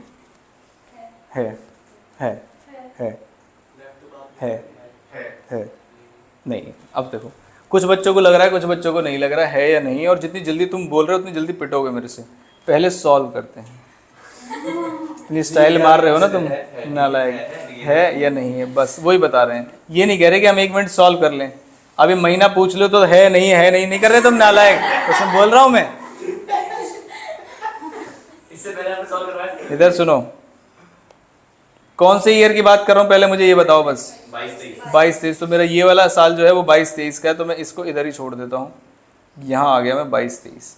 अगर मुझे कल को जरूरत पड़ेगी तो मुझे कितने साल तक वापस जाना पड़ सकता है? 4 साल तक, 4 ईयर्स तक। मैंने कहा चलो उसको भी देखें। पहले कौन से साल के कंप्यूट करूँ, जब से आया है तब से, या जिस साल की कंप्यूटेशन करनी है? जब से आया है तब से। उसे बोलते हैं गधा मजदूरी। हो सकता है जरूरत भी ना पड़े। क्यों? अगर मान लीजिए इसी साल में 190 डेज हो गए तो क्या मुझे वो वाले डेज काउंट करने की जरूरत है? नहीं। दूसरा, अगर मान लीजिए इस साल में सिर्फ 30 डेज है तो फिर भी पिछले काउंट करने की जरूरत नहीं है, क्योंकि कम से कम कितने होने चाहिए? 60। तो जिस साल की कैलकुलेशन है पहले उस साल के डेज निकालो। कम से कम 60 में मैक्सिमम। हाँ जी, कम से कम 60, मैक्सिमम तो जितने रह सकते उतने बढ़िया है भाई। 60 से 182 के बीच में रहोगे तो पिछले 4 साल देखने पड़ेंगे, और 182 या उससे ऊपर चले जाओगे तो पिछले 4 साल देखने की जरूरत नहीं है। क्या ये बात समझ में आई? अब सुनो जरा ध्यान से। अब 22-23 में आए हम, वो आया 1/4/2017 को, तो मैं पहले छोड़ दूं, मैं पहले 22-23 की बात करूं। 2022-23 कब से शुरू होता है? 1/4 फाइनेंशियल ईयर चलता है इसमें, 1/4 से लेके 31/3/2023 तक। अब मैं पहले ये ढूंढूंगा 1/4/2022 को कहां था वो। क्या 19 में वो लेफ्ट कर गया था इंडिया, और उसके बाद दोबारा सिर्फ कब आया है? 1/2/2023। ये कौन से ईयर में फॉल करती है डेट्स? 22-23 में या 23-24 में?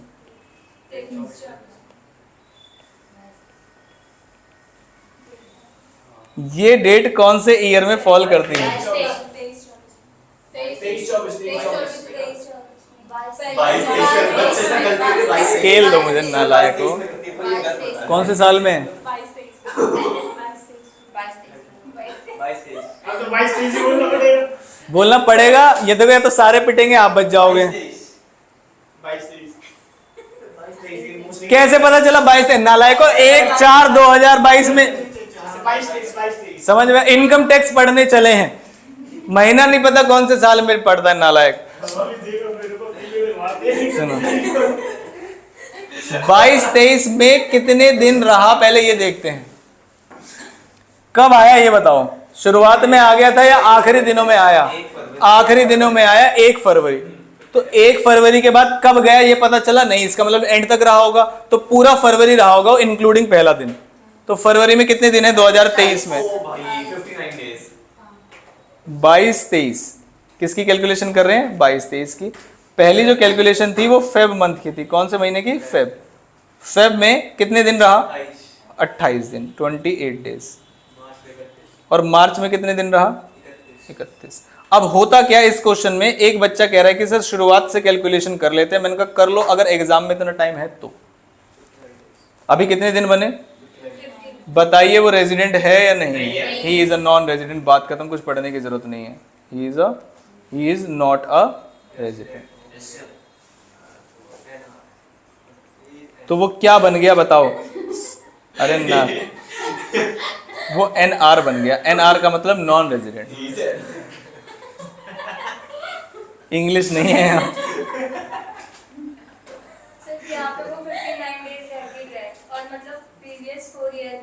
अब हम क्यों देखें भाई? प्रीवियस 4 इयर्स में तुम पूरे 4 के 4 साल रहो, हमें क्या लेना देना। हमने तुमसे कहा था कि रेजिडेंट बनने के लिए 2 कंडीशन देखी जाएंगी।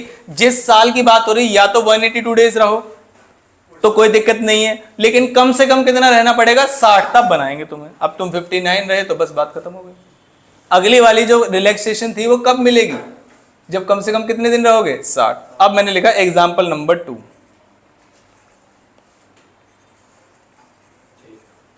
Would your answer differ?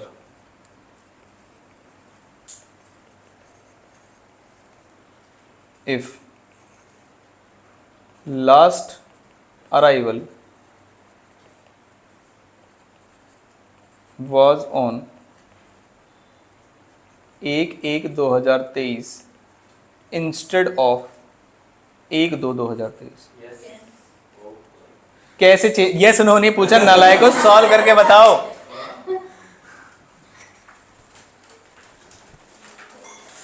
90 days हो गए इसी साल में सर। मैंने तो ये पूछा ही नहीं, मैंने पूछा रेजिडेंट है या नहीं, बात खत्म।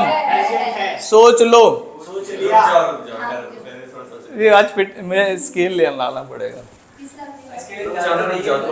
सॉल्व करो पहले, नालायको पहले ही हाँ ना, कल से स्केल रखना क्लास में। मैंने खुद मंगवा रखे हैं। वो भी फेंक दो, घर ले जाऊंगा।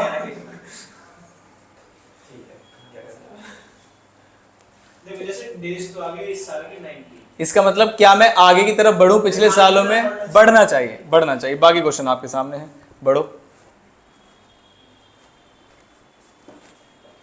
वो आपने सर 60 डेज वाले क्या बताते हैं? 365 नहीं 60 डेज वाले कौन सा? अगर कम से कम 60 दिन वो रहा है तो फिर पिछले के 4 साल में 365 काउंट कर लो।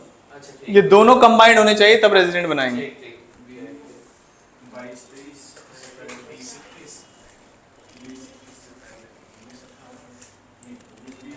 20 से पहले तो सही 20 से पहले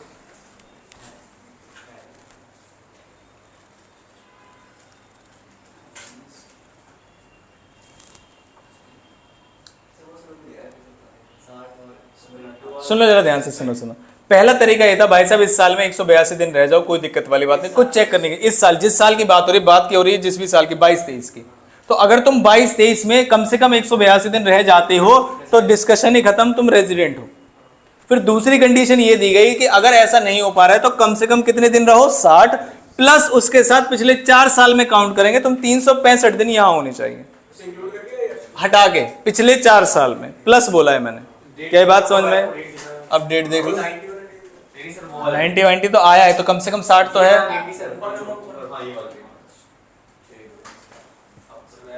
क्या मैं सॉल्व करा दूं? नहीं आ गया।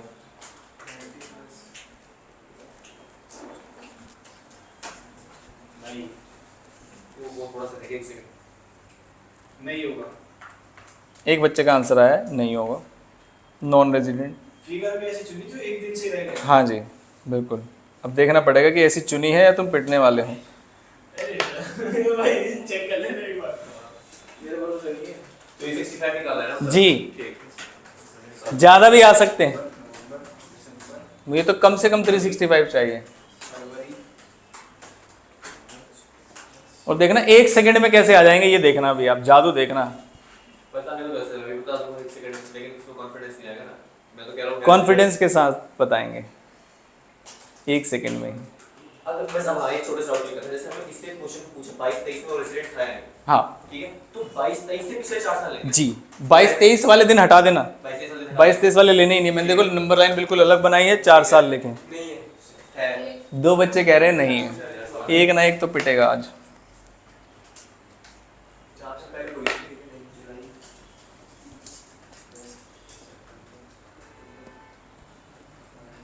है, एक बच्चे को लग रहा है।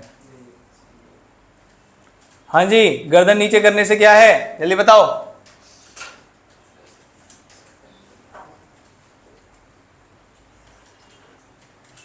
कल तो मिला के रखूंगा यहीं पे, इनकम टैक्स में ऐसे नहीं। और तुम्हारे लिए तो पक्का लानी पड़ेगी। महीने में कौन से साल में पड़ता है यही नहीं पता चल रहा है अभी तो। मैंने वो कर तो लिया, बस यही पता जो करा गलत करा सही करा। 4 साल पे कौन करेंगे? क्या मैं सॉल्व करा दूं?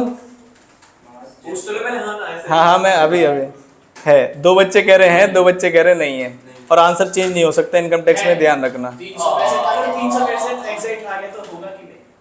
एग्जैक्ट आगे तो होगा है और अगर 365 पे नहीं हो तो फिर पिटोगे, ध्यान रखना।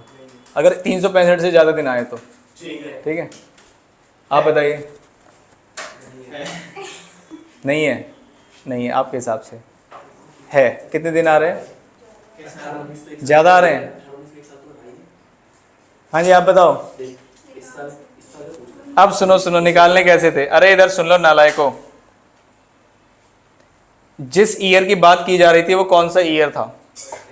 22-23। तो मैं जब सॉल्यूशन करता हूं तो सबसे पहला काम है कि जिस ईयर में बात की जा रही है उस ईयर के निकालो सबसे पहले तो, ठीक है।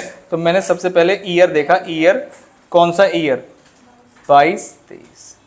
इस 22-23 में वो कब आया पहले तो ये बताओ। 1/1/2023 से लेके 31/3/2023 तक के डेज निकालने हैं, तो वो कितने आ रहे हैं? 90 आ रहे हैं। कैसे पता चला? फेब या जनवरी? जैन प्लस फेब, यानी जैन के मतलब कितने दिन आएंगे? जैन के 31 दिन जैन के, 28 फेब के और मार्च के 31, क्योंकि अभी वापस जाने की डेट नहीं पता चली है। तो टोटल मिला के कितने आ गए? तो 90 डेज है तो 182 तो नहीं, लेकिन क्या इसे एक और मौका मिलना चाहिए? आंसर दीजिए। इससे पहले कौन कौन से ईयर आएंगे बस वो बता दो मुझे जस्ट। 21-22, 20-21, 19-20 और 18-19। अब सुनो जरा ध्यान से, पहले तो मैं आपका आंसर बता दूं एक लाइन में। मुझे चाहिए कम से कम कितने दिन? 365। क्या वो मेरे 365 दिन कहां से शुरू होंगे और कहां खत्म होंगे? कौन से साल पे खत्म हो रहे हैं? 18। तो 18-19 से पहले का स्टेप मेरे लिए मैटर करता है या नहीं करता? पहले तो ये बताओ। नहीं। तो मैं देखूंगा पहली बार 1/4/2018 में वो कहां था, पहला तो मुझे ये देखना पड़ेगा। तो देखिए अब मुझे वो पता चलेगा क्वेश्चन से, पहले वो 1/4/2018 में कहां था? इंडिया में था। कैसे पता चला? क्योंकि 1/7/2017 को आया था और गया कब? 30/6/2019 को। तो 1/4/2018 से लेके 31/3/2019 तक कहां था? इंडिया में। ये बात समझ आई या नहीं आई? आई। तो पहले मैं गया 18-19 और क्या पूरे डेज कंप्लीट यहां पर था? यस, पूरे 365। बात खत्म। हालांकि बात खत्म पे नहीं जाना, हमें डेज भी कंप्यूट करने आने चाहिए, क्योंकि आगे जाके क्वेश्चंस में नंबर ऑफ डेज आएंगे, वो हमें एग्जैक्ट कैलकुलेशन की तरफ, कभी 184 हो जाएगा, कभी 364 हो जाएगा, कभी कुछ हो जाएगा, ठीक है। तो पहले 18-19 में क्या हुआ ये समझ आया। 18-19 के बाद में आगे चला कब? 1/4/2019 से लेके 31 मार्च 2019 तक। सुनो जरा ध्यान से, हाँ 20 तक। तो ये गया कब? तो क्या ये ईयर 19-20 में ही आता है? 19-20। तो इसका मतलब पहली तारीख से तो यहां पे था, 30 जून को गया है, तो क्या मैं बोलूं जून तक पूरा रह के गया है? तो यानी कि अप्रैल, मई, जून, जुलाई, अगस्त नहीं, जून में खत्म हो जाएगा। क्या बात समझ में आई? तो कितने महीने? अप्रैल के कितने दिन हो गए? 30। अप्रैल, मई और जून, टोटल कितना हो गया? 91 डेज के डेज निकालना समझ में आया। उसके बाद वो इंडिया से चला गया, तो इसका मतलब अब दोबारा कब आया? उसने लास्ट अराइव कब बताया? अभी मुझे 1/1/2023 में उसकी कंप्यूटेशन में कर चुका हूं। इसका मतलब ना वो 21-22 में था और ना ही वो 20-21 में था। क्या बात समझ में? तो टोटल ड्यूरिंग 4 ईयर्स में कितना स्टे था उसका? कितने दिन हो गए? 456 डेज। क्या ये बात समझ आई या नहीं आई? अब बताइए क्या वो रेजिडेंट है या नहीं है? तो जो भी कह रहे थे कि रेजिडेंट नहीं है, एक तो वो गधे, और जो 365 वाले हैं वो गधे। 400 तो बताना सीख लो, उसकी अलग पिटाई है। अच्छा डेज नहीं पूछा था, लोग ये गलतफहमी दूर कर देता हूँ। अब नहीं आएगा सर। इससे सुंदर क्वेश्चन है ही नहीं। देखो कैसे मैंने बताया आपको, मैंने सीधा सीधा बता दिया कि 22-23 की इंफॉर्मेशन गिवन है। किसकी? 22-23 की। और ये दिए हैं नंबर ऑफ डेज की, कितने दिन वो रहा उस साल में। क्वेश्चन ऊपर वाला ही चल रहा है। सीधा नहीं चेंज हो गया। ये नया क्वेश्चन है। उसने कहा 22-23 में वो रहा 65 डेज। कितने दिन?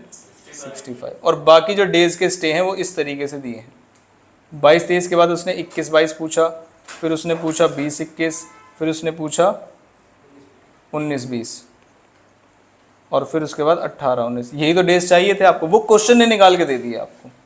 कह रहा है इसमें 100 दिन रहा, इसमें 50 दिन रहा, इसमें 250 दिन रहा और इसमें नहीं रहा। रेजिडेंट है, रेसिडेंस रेजिडेंट है। सोच लो यस सर। 4 दिन आ रहे हैं, चाहिए। रेजिडेंट है या नहीं, सोच लो। देखो दोबारा सोच लो फिर मत कहना। बताओ। सर एक सेकंड, आप पूछने चलो कि 22-23 मैं बस इतना पूछना चाह रहा हूँ 22-23 में रेजिडेंट है या नहीं। मेरा सवाल बिल्कुल सिंपल है, कंपटीशन क्वेश्चन ने निकाल के दी है। 60 दिन रहना चाहिए और 300 नहीं, मैंने लॉजिक तो पूछा, मैंने सीधा सवाल है या नहीं बस। सीधे पैसे होना चाहिए। अरे शट अप। है है कौन सी कंडीशन के हिसाब से, फर्स्ट या सेकंड? Second. सेकंड कंडीशन के हिसाब से वो रेजिडेंट है। बात खत्म। क्या ये बात समझ में आ गई? सिंपल है यहाँ तक कैलकुलेशन, ठीक। इसका मतलब वो रेजिडेंट है। He is not an NR.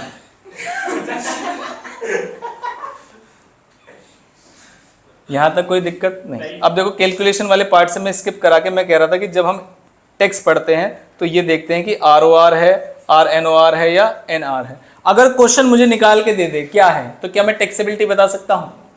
एक ही स्पेशल केस है, जरा ध्यान से सुनना। अगर इंडिया से बिजनेस कंट्रोल, बिजनेस बाहर है, पैसा भी बाहर हो रिसीवर, लेकिन इंडिया से कंट्रोल हो रहा है, तो बस इसमें तो वैसे भी लग रहा था, इसमें और लग जाएगा, इसमें नहीं लगेगा। एक स्पेशल केस बता दिया मैंने आपको, बाकी इंडिया से तार ढूंढने और टैक्स लगाना है। इसकी एक इलस्ट्रेशन दिखाता हूं मैं आपको। देखो ये चैप्टर है रेजिडेंशियल स्टेटस का, इसकी एक इलस्ट्रेशन और इसके जैसा एग्जाम में फिर क्वेश्चन दिखाऊंगा आपको।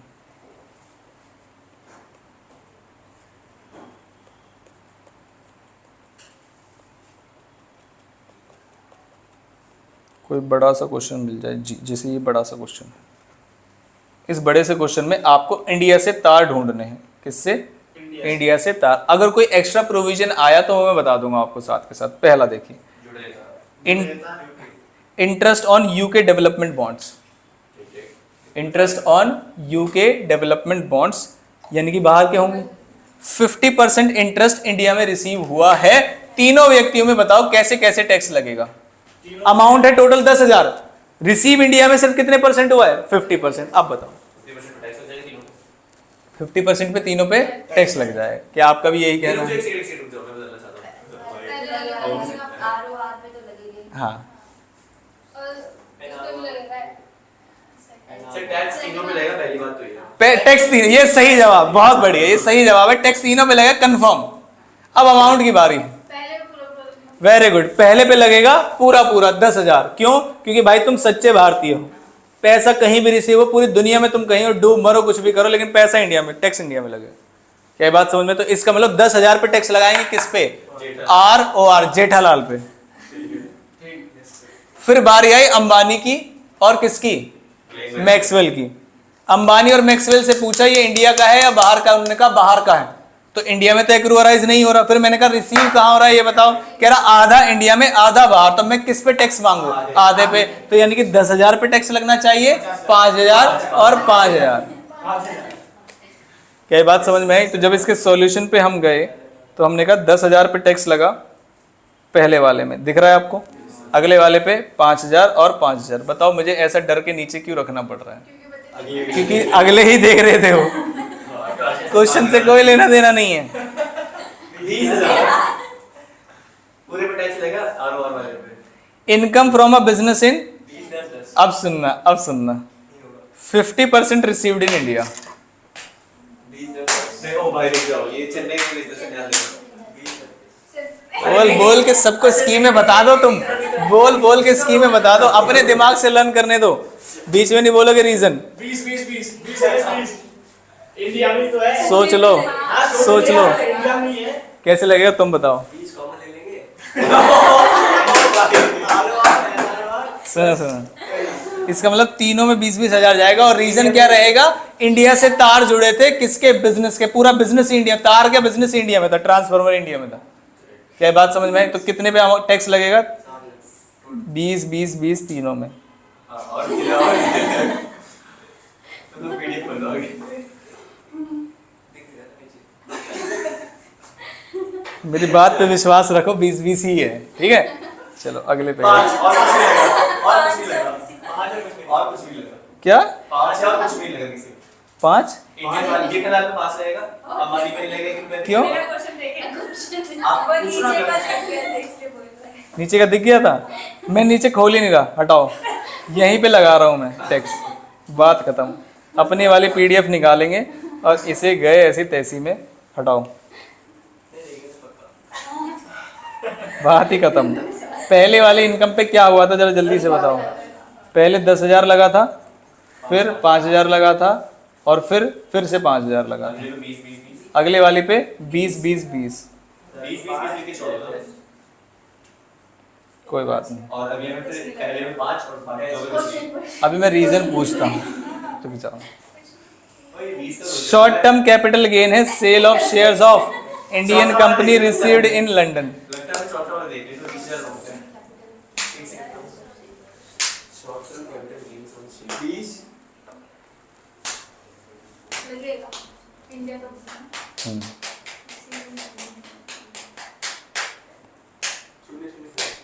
0 वेरी गुड। मैं इंडिकेट हो रहा हूँ। मैं भी, जल्दी बताओ।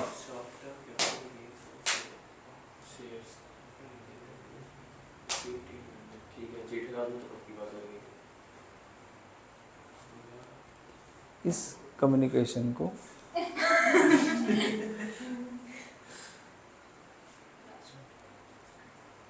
क्या हिसाब लगा रहे हो कैलकुलेट कर रहा है फोन में?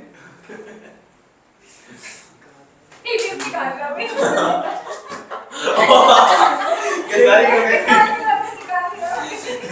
गूगल पे तो आ गए ना तुम, बंद कर लो इसको, नालायक, तोड़ दूंगा फोन। बताओ। 20 लगे मैंने। हाँ, दूसरे पे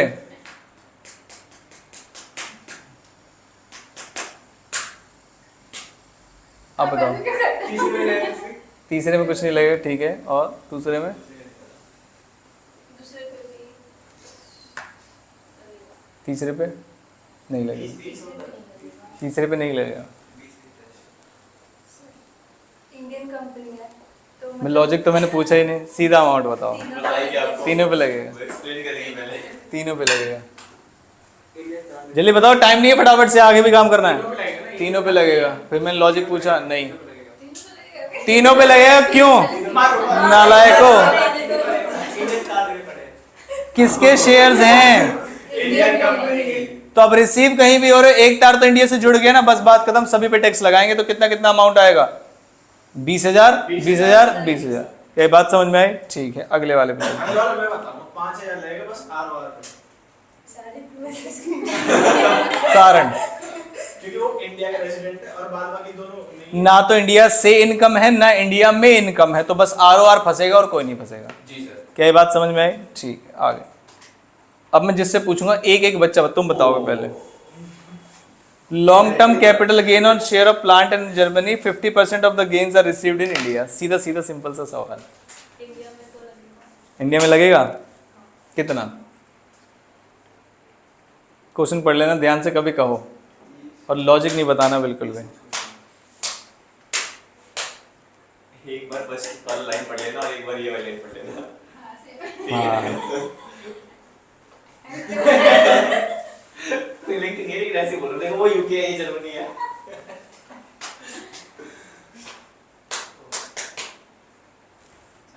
थीटा की वैल्यू क्या ले रहे हो? 3.14 ऐसे ही होगा कि 40-20 50% इंडिया में, और बाकी तीनों में। ठीक है, आप उसके नीचे मुझे बाकायदा लाइन लगाई है मैंने। इसको लगा नंबर अगले इसके उस वाले क्वेश्चन पे आएगा। नहीं, एक बच्चा सही जवाब दे दे, ऐसा हो सकता है जो मैं अगले पे चला जाऊं। इधर सहमति है। मैंने बोला सहमति करनी है, इस बार मारो पकड़ के, ध्यान रखना।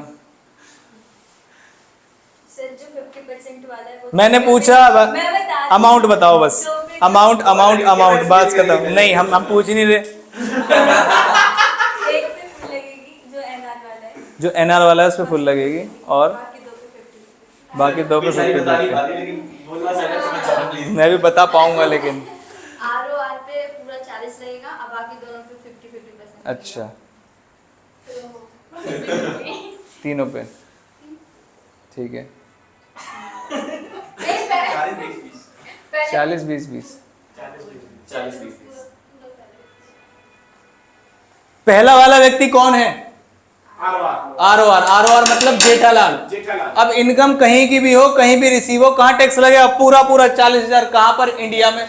अब बात देखो तार कहां से जुड़ रहे हैं, तार दोनों में ही देखते हैं, बस अगले वालों में। क्या बात समझे? अब उन्होंने कहा 50% इनकम तो बाहर की है, लेकिन रिसीव 50% इंडिया में हो रही है। इसका मतलब 20,000 और 20,000। क्या ये बात समझ आई या नहीं आई? तो 40,000 जाएगा ROR में, NR नहीं बोलते उसे, मतलब वही होता है उसका। पॉइंट आया समझ में? ठीक, आप बताओगे अगला। नहीं बता रहे प्लीज। इस पे मैं पीटूंगा पकड़ के, इस पॉइंट पे बस। बहुत गलत बात है। हाँ, सबसे आसान पॉइंट है ये, पढ़ो। Income from business in Germany is controlled from Delhi, ठीक है। 40,000 रिसीव्ड इन इंडिया। जेठालाल पूरे पे देगा। ठीक है, ठीक है। पूछा मैंने तुमसे? बताया भी नहीं। कह रहा आपको बताया। अगले दो का भाई। बस इसी पॉइंट पे पीटूंगा, बाकी किसी पे नहीं। आपके बाद भी आएंगे बच्चे का नंबर। 70 70 70। Very good.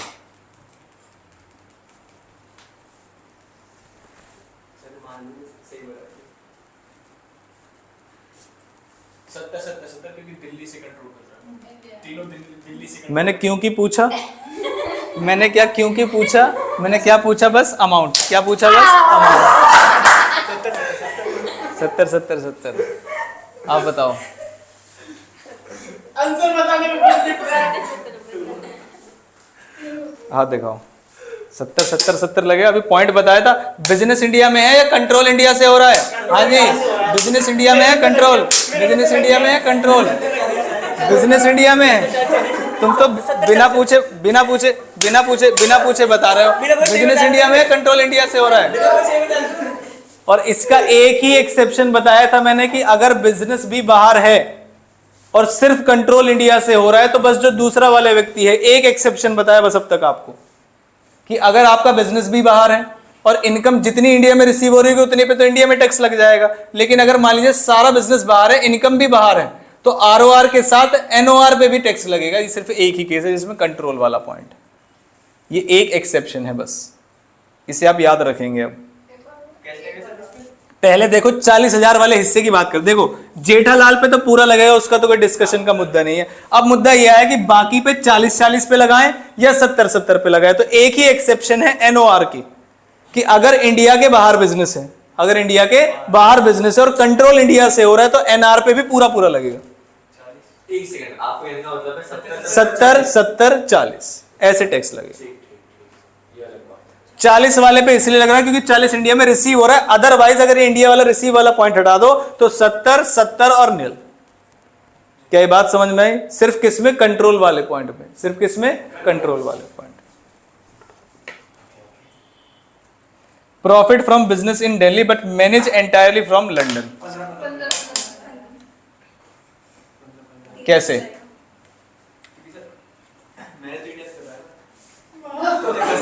अगर मैनेज इंडिया से कर रहा है तो अभी क्या प्रोविजन बताया मैंने तुम्हें? प्रोविजन बताओ। मैनेज अगर इंडिया से करेगा तो क्या बताओ? मतलब मैं भी हो गया 15। प्रोविजन बताओ, किस प्रोविजन के बेस पे? 15 सारी चीज करवा दिया। आप बोलेंगे 15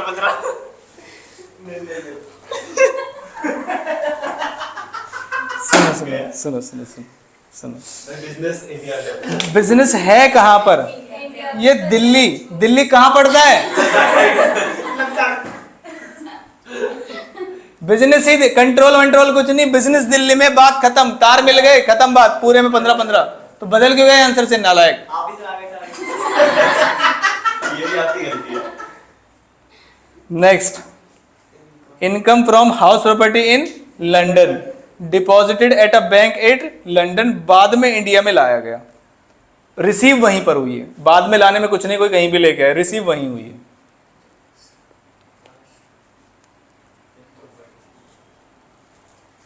इनकम हाउस प्रॉपर्टी की ही लंदन में है, डिपॉजिट भी वहीं हुई है। जेठालाल भी लगेगा, जेठालाल में लगेगा, बाकी किसी पे नहीं लगेगा। ये बात समझ आ रही है, नहीं आ रही? Yes sir. आ रही है समझ में, ठीक है आगे चलें। Interest on debenture of an Indian company received in London, 12 सभी पे लगेगा, क्यों? क्योंकि इंडिया की कंपनी है, इंडिया से एक्रूअराइज हो रहा है। Fees from technical services rendered in India but received in London, सभी में जाएगा, क्यों? क्योंकि रेंडर हो रही है इंडिया में। Profit from a business in Mumbai manage from London, Mumbai कहाँ पर है? इंडिया में, इंडिया में। अब फिर बोलेंगे साउथ इंडिया साइड पड़ता है। Income from property situated in Nepal और रिसीव भी वहीं पर हुई है। पहली चीज, नेपाल इंडिया में है या नहीं? Very good. अब अमाउंट बताओ। 16 नील और नील, क्योंकि सिर्फ किस में लगेगा? जेठालाल में लगेगा, बाकी किसी में नहीं जाएगा, क्योंकि उसकी तो ग्लोबल इनकम टैक्सेबल है। Past foreign untax income brought to India, पहली चीज तो जब पास्ट में ही टैक्स नहीं लगा और ऊपर से रिसीव इंडिया में हो रही है, ब्रॉड की जा रही है, ब्रॉड तो कहीं भी टैक्स नहीं लगेगा, ये एक्सेप्शन है, नहीं लगेगा। पास्ट की फॉरेन की अनटैक्स्ड इनकम है, तो जेठालाल में लगा रहे तो उस टाइम टैक्स लग ही चुका होगा, बात ही खत्म हो गई। आगे, इनकम फ्रॉम एग्रीकल्चरल लैंड कहां पर है? नेपाल में, रिसीव भी वहीं हुई है, बाद में इंडिया में लाई गई। 18 नील और नील बाद में लाई गई का कोई लेना देना नहीं है, रिसीव वर्ड से ही लेना देना है।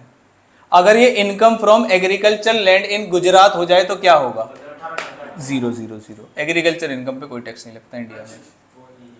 ये नया पॉइंट था, मैंने बता दिया आपको कि अगर कहीं एग्रीकल्चर इंडिया में है, एग्रीकल्चर इनकम है और इंडिया में है, तो वो कहीं पे भी टैक्स नहीं लगेगा, चाहे कोई भी हो। ठीक है, आगे। Income from profession in Kenya which was set up in India received there but spent in India. India से लिंक है ना, 5-5-5।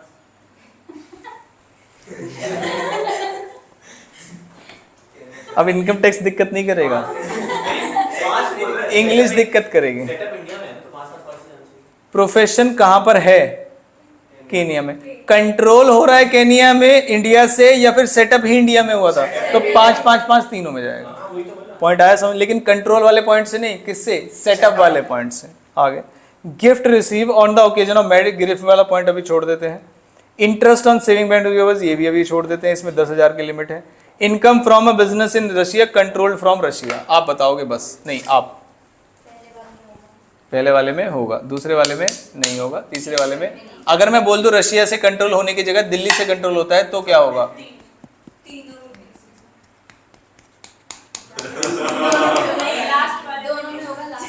मैंने बस एक ही एक्सेप्शन बताई है आपको, एक, कि अगर बिजनेस बाहर है और सिर्फ कंट्रोल इंडिया से हो रहा है तो सिर्फ 2 लोगों पे टैक्स लगेगा, तीसरे पे नहीं लगेगा। ये बात समझने में कितने दिन लगेंगे आपको? 2 स्केल 3 चाटे, हाँ मेरे को लगेगा, मैं गलत बताऊं तो। Dividend from Reliance petroleum limited, एक इंडियन कंपनी, 5 एग्रीकल्चर इनकम जो कि राजनीति। क्या ये बात समझ में आ गई? ठीक है, जैसे कुछ को वेरीफाई कर लेते हैं, जैसे कि हमने कहा वेरीफाई कर लेते हैं। एग्रीकल्चर इनकम कितनी है? नील 5,000। रशिया वाला जो बिजनेस है कितना हुआ? 20,000। केनिया वाले प्रोफेशन में जो कि कंट्रोल, जो कि इंडिया में सेटअप है, इन्होंने कंट्रोल माना है। क्या माना है इन्होंने? कंट्रोल। नेपाल की जो एग्रीकल्चर इनकम थी वो कहाँ पर टैक्स होगा? नेपाल वाला। नेपाल की इनकम एग्रीकल्चर नेपाल में ही मिली तो ROR में जाएगा। इससे ऊपर वाला मुंबई में बिजनेस था तो कहाँ गया? 26। और fees from technical services rendered in India, technical services कहाँ पर परफॉर्म की गई? इंडिया में, तो टैक्स किस पे लगेगा? सभी। ये एक ओवरव्यू है। इसी के जैसा एक क्वेश्चन आया था पहली बार में 2018 में। सर वो नेपाल वाले फिर से दिखाना, आपको कहते हैं एग्रीकल्चर पे टैक्स नहीं लगता। नेपाल वाले प्लान पढ़ो। नहीं रुक जाओ, कहाँ है? अच्छा वो प्रॉपर्टी है और एक एग्रीकल्चर है, ठीक है। एग्रीकल्चर भी है, रुको तुम।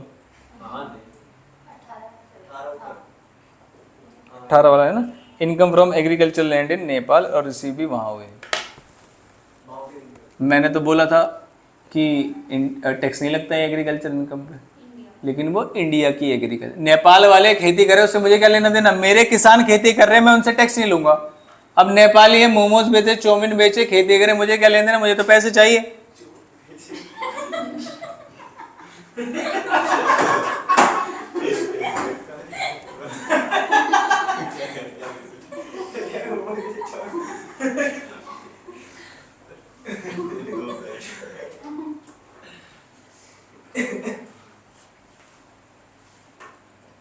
एक एग्जाम का क्वेश्चन मैंने बताया था, इतनी सारी चीज़ें करेंगे आज। उसमें जो आखिरी कड़ी थी हमारी वो थी एग्ज़ाम का क्वेश्चन। मई 2018 में एक क्वेश्चन आया, मान लीजिए पहला ही क्वेश्चन जो भी है ईयर का ये रहा। Interest from a German derivation bond 1/3 receive हुआ है इंडिया में। आरओआर में किस चला जाएगा, और जितना हिस्सा रिसीव हुआ है इंडिया में, कितना हिस्सा 7000, वो किस में चला जाएगा, बाकी दोनों में। यहां तक कोई दिक्कत, आर एनओआर में और एनआर में। दूसरा पढ़िए, income from agriculture land situated in Malaysia. पहला सवाल, मलेशिया इंडिया में है या नहीं है? इंडिया में तो नहीं है। अरे नहीं है इंडिया में। हाँ, पहला सवाल ये है, मुझे बड़ा डर रहता है। तो 51,000 जाएगा किसमें, आरओआर में, बाकी सब में क्या जाएगा, नील। उसके बाद next, income earn from business in Dubai control from India, और 20,000 इंडिया से मिला है। लास्ट वाले में वैसे हम नील लिखने वाले थे, क्या ये एक्सेप्शन वाला पॉइंट है? यस, बस वो 20,000 मिल गए हैं इंडिया में इसलिए 20 लगाया, बाकी 75 और 20। क्या बात समझ आई या नहीं आई? ये एक्सेप्शन वाला पॉइंट था। Next, profit from business in Mumbai, बात खत्म पूरा। Interest received from Ashok NRI on loan provided to him for business in India. Dividend मिला है ब्राउन लिमिटेड से, इंडियन कंपनी है, 30। Profit from business Canada controlled from Mumbai, 60% जो डिपॉजिट किया गया कनाडा में, 40% को रेमिट कर दिया गया इंडिया, मतलब 40% वहां रिसीव ही नहीं हुआ, 40% इंडिया में रिसीव हुआ है। 60-24 बिल्कुल ऊपर वाले की तरह है। यहाँ पर डर क्या लगा, लोगों को लगा कि पहले डिपॉजिट वहां किए गए बाद में रेमिट किए गए, नहीं 60% डिपॉजिट वहां, बाकी के 40% इंडिया भेज दिए गए। क्या बात समझ में आगे? Next, amount received from MRI for the use of Nova for the business in Singapore, बाहर से अमाउंट आई है और बिजनेस भी सिंगापुर में ही, 8 लाख, नील और नील। Next, dividend received from a foreign company in India, सोच लो, पहले वाले में कितना, 25,000। इंडिया में आ रही है ना सारी 25। अरे dividend received from a foreign company in India, पैसे इंडिया में आ रहे हैं तो क्या करें, 25। उसके बाद पास्ट ईयर की फॉरेन अनटैक्स इनकम, क्या करें, कुछ नहीं करना है इसको, बताया था मैंने इसको। कितने मार्क्स का है क्वेश्चन देखिए, 10 नंबर का है, और सभी के साथ एक नोट डालना है आपको, या फिर एक कंबाइंड नोट डालना है कि ये कंडीशन होगी तो टैक्स लगेगा। 4 से 5 लाइन का है वो, और अप्लाइंग द प्रोविजंस हम नीचे लिख सकते हैं कि किस पर टैक्स लगेगा और किस पर टैक्स नहीं लगेगा। क्या बात समझ में आई? जब हमने कक्षा की शुरुआत की थी तो मैंने आपको कुछ चीज़ें बताई थी कि जब हम आज की क्लास पढ़ेंगे तो उसमें कुछ बेसिक्स देखेंगे कि इंडिया में टैक्स लगाने के क्या बेसिक्स हैं। अदर टैक्स कितने थे, जीएसटी के साथ 17 टैक्स थे, उससे हमें कोई लेना देना नहीं। एक चैप्टर कौन सा, रेजिडेंशियल स्टेटस प्लस स्कोप नाम है इसका, मॉड्यूल 1 का चैप्टर नंबर 2 है, जिसकी एक इलस्ट्रेशन भी देखी हमने और एक एग्जाम का क्वेश्चन देखा। क्या बात समझ? लेकिन ये चैप्टर की बिल्कुल जो चैप्टर है उसकी शुरुआत है, स्कोप इससे ज़्यादा नहीं है। स्कोप का मतलब किसकी इनकम पे टैक्स लगेगा, इसमें इससे ज़्यादा नहीं है। लेकिन हाँ, कौन सा व्यक्ति एनआर बनेगा, कौन सा व्यक्ति आरओआर बनेगा, कौन सा व्यक्ति आरएनओआर बनेगा, ये देखने के लिए आपको डेज की कंप्यूटेशन आनी चाहिए। तो ये डेज की कंप्यूटेशन सीखी आपने। अभी तक मैंने सिर्फ कौन सी कंडीशन बताई है, बेसिक कंडीशन। कौन सी, बेसिक।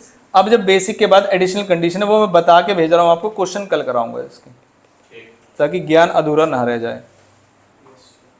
जैसे ऐसे नहीं होता कि अगले एपिसोड की कुछ झलकियां पहले ही दिखा देते हैं कि अगला एपिसोड क्यों देखना है। हाँ,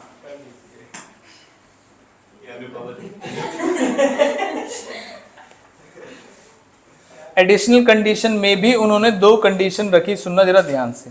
लेकिन परेशानी वाली बात ये आई कि बताओ जरा इसमें एंड रखें या और रखें, एडिशनल में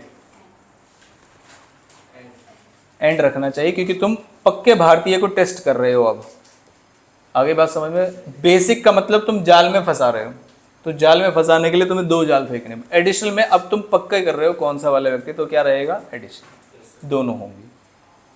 पढ़िए।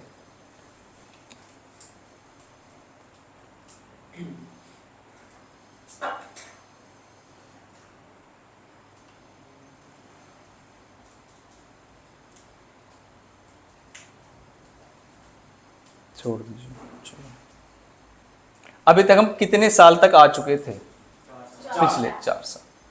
तो एडिशनल कंडीशन ये कह रही है कि तुमने इस साल के तो चेक कर ही लिए होंगे, चाहे तुमने 182 देखे हो या 160 देखे हो, इनमें से किसी को पूरा करके आए हो तभी तो एडिशनल पूछ रहे हो। तो वो कह रहे 22-23 का तो छोड़ देना, इसका मतलब 22-23 में तो तुम निकाल के आ चुके हो, अब तुमसे सिर्फ पिछले सालों की बात की जाएगी। तो कहा पिछले कितने सालों तक जाओगे, तो उन्होंने कहा 7 साल तक। कितने साल तक, पिछले 7 साल में कौन से प्रीसीडिंग वाले हैं, मैं शॉर्ट में लिख रहा हूं बस, पिछले 7 साल के प्रीसीडिंग वाले। तो हम ऐसा बोल सकते हैं, एट लीस्ट, कम से कम 7 साल में रहोगे तुम 730 दिन। कितने दिन, 730 दिन ड्यूरिंग, बताइए आगे क्या लिखूं, इमीडिएटली प्रीसीडिंग या सक्सीडिंग, क्या लिखेंगे बताओ जल्दी से, प्रीसीडिंग, क्या लिखेंगे, प्रीसीडिंग, इमीडिएटली प्रीसीडिंग क्या, 7 प्रीवियस ईयर्स। इस 7 में क्या जिस साल की बात हो रही है उसे इंक्लूड करेंगे, नहीं करेंगे, उसके दिन इंक्लूड करेंगे, नहीं करेंगे। फिर ने कहा अच्छा एक, ये तो एक बात रही, समझ में आया। दूसरी बात क्या थी, तो उसने कहा दूसरी बात में कहां तक जा सकते हो, उसने कहा अभी रुक जाओ, at least 2 out of 10 previous years में तुम रेजिडेंट बने थे। रेजिडेंट का मतलब पिछले 10 सालों में किसी ना किसी 2 साल में भी तुमने बेसिक कंडीशन पूरी की थी। दोनों का मतलब समझ आया या नहीं आया, मैं एक बार नंबर लाइन पे बता देता हूं और फिर आपकी करता हूं छुट्टी। देखिए क्या अभी चल रहा है 2000 कौन सा, 22-23 मान लीजिए, क्या मान लिया मैंने, 2022-23। 23-24 क्यों नहीं बोलूंगा, क्योंकि जब तक 23-24 खत्म नहीं हो जाता 23-24 बोल नहीं सकते आप। तो अभी के लिए मेरा रेलेवेंट प्रीवियस ईयर कौन सा है, 22-23। 22-23 से 10 साल पहले जाऊंगा तो कहां तक पहुंच जाऊंगा, कहां तक, 12-13। तो एक व्यक्ति का रेजिडेंशियल स्टेटस उसके पिछले 10 सालों के स्टे पे भी डिपेंड कर सकता है। पहले एक चीज समझ आई, मैंने जब बेसिक कंडीशन पूरी कर ली होगी तो मैं कहां, कौन से साल तक मैक्सिमम आया होऊंगा, बताइए, 4 साल तक। जब इनमें से कंडीशन पूरी हो जाएगी तो फिर तुम आगे जाओगे और कितने साल तक जाना पड़ेगा, पहले जाना पड़ेगा कितने साल तक, 7 साल तक।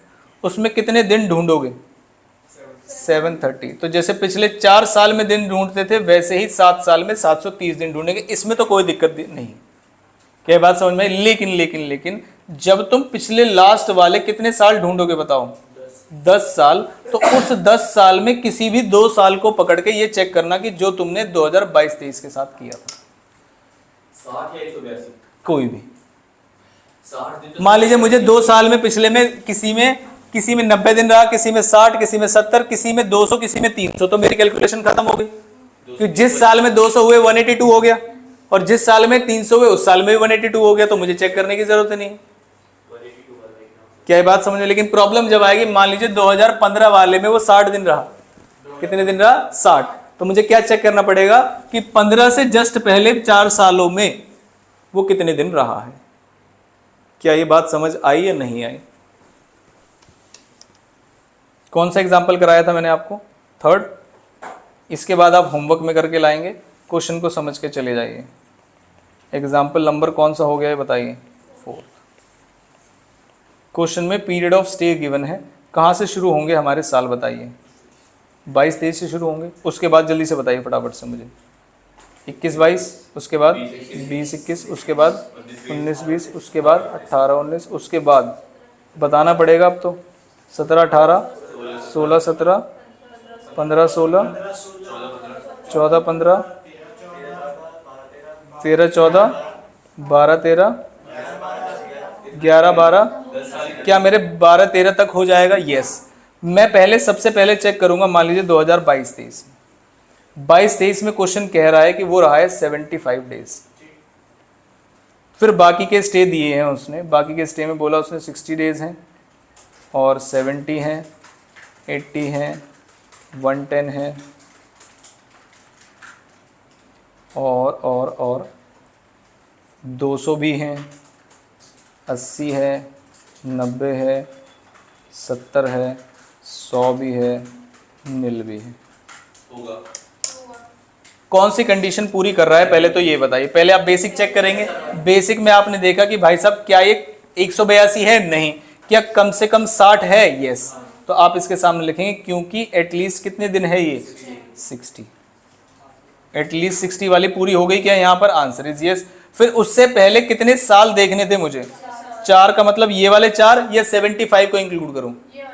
ये वाले 4 हटा के, ठीक है। कितने साल, कितने दिन हो गए इसमें? 60 प्लस 17 130, 130 प्लस 80 210, 320। तो ये है आपके 320 दिन, जो कि एटलीस्ट कितने दिन रहने थे? 365। क्या ये पूरा हो पाया? क्या ये पूरा हो पाया? नहीं हो पाया। तो इसका मतलब क्या मुझे एडिशनल कंडीशंस चेक करनी चाहिए या नहीं करनी चाहिए? नहीं करनी चाहिए, बात खत्म। ये रेजिडेंट है या नहीं? नहीं। लेकिन अगर क्वेश्चन कह दे कि ये 80 नहीं 180 डेज थे, अब बताइए अब कितने दिन हो गए? 420, मतलब ये वाला 420 टोटल 4 दिन, 4 मिला के कितने दिन आ रहे हैं? 420 दिन।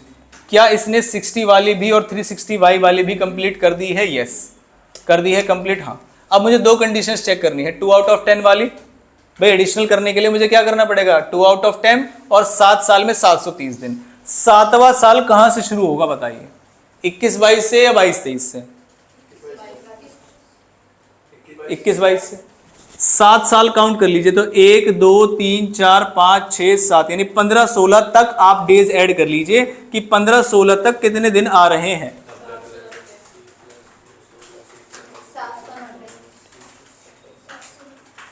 790। उसने कितने मांगे थे? 730 और आ कितने रहे हैं? 790 दिन। कितने मांग रहे थे वो? तो एटलीस्ट क्या 1 कितने थे? 730। ये 360 कौन से ईयर में था? 4 ईयर्स में, 4 प्रीवियस ईयर्स में। और ये 730 किस में था? इन 7 प्रीवियस ईयर में। तो क्या ये वाली कंडीशन भी पूरी हो गई? अल्लाह, आखिरी कंडीशन कौन सी देखनी है बताइए?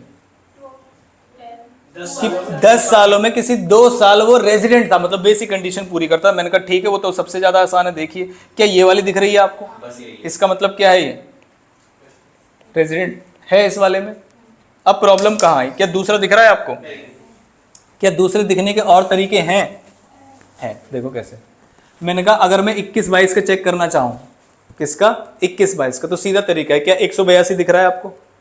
182 दिख रहा है? नहीं है। तो इसका मतलब कौन सा देखना पड़ेगा? 60। तो 60 है। इससे जस्ट पहले 4 देखना जरा कितने आ रहे हैं। आ जाएंगे 200 प्लस 560। तो जब 21-22 के चेक करूंगा तो क्या सिर्फ 21-22 के देखूंगा या उससे पहले वाले 4 भी देख सकते? उससे पहले भी देख सकते हैं। सुनो मैं बता रहा हूँ, ये सबसे मुश्किल पॉइंट है जो अब समझा रहा हूं मैं। अगर समझ लिया तो बात खत्म, आज की पढ़ाई का उद्धार हो जाएगा। जब मैं 22-23 की चेक कर रहा था तो 22-23 की चेक कैसे करता हूं? पहले 22-23 में देखता हूं 182 या 60। आज मैं कह रहा हूं मैंने 22-23 चेक कर लिया, भूल जाओ 22-23 है। अब आपका प्रीवियस ईयर 21-22 है। अब क्वेश्चन को कैसे सॉल्व करोगे? अब इसका मतलब 21-22 में सबसे पहले देखो क्या? 182 दिन। सबसे पहले क्या देखो? 182 नहीं है। दूसरा कौन सा देखा? 60। दिख रहा है आपको 60? हाँ। अब मुझे 21-22 का चेक करना है तो छोड़ना पड़ेगा 21-22, बाकी के 4 साल देखने पड़ेंगे। 1 2 3 4 ऐड कर लो इन चारों को। 560। क्या 365 से ज्यादा है? यस। तो अगर आप मुझसे इंटरनली पूछना चाहते हैं कि क्या ये इस साल में भी रेजिडेंट है, किस साल में? ऊपर वाले 21-22 में, तो क्या रेजिडेंट है? यस।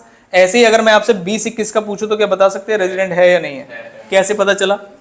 भाई कम से कम 60 तो है ही, और दिखाई दे रहा है मुझे पिछले 4 सालों में 365 से हो जाएंगे। तो इसका मतलब इस साल में भी तुम तो 1 की बात कर रहे थे, हम तो कितने दिखा देंगे तुम्हें? जिस भी साल में कंबाइंड आपको 3-4 दिख रहे हैं कि 365 क्रॉस कर जाएंगे, इसका मतलब रेजिडेंट हो जाएगा। अगले वाले में बताना है या नहीं? होगा।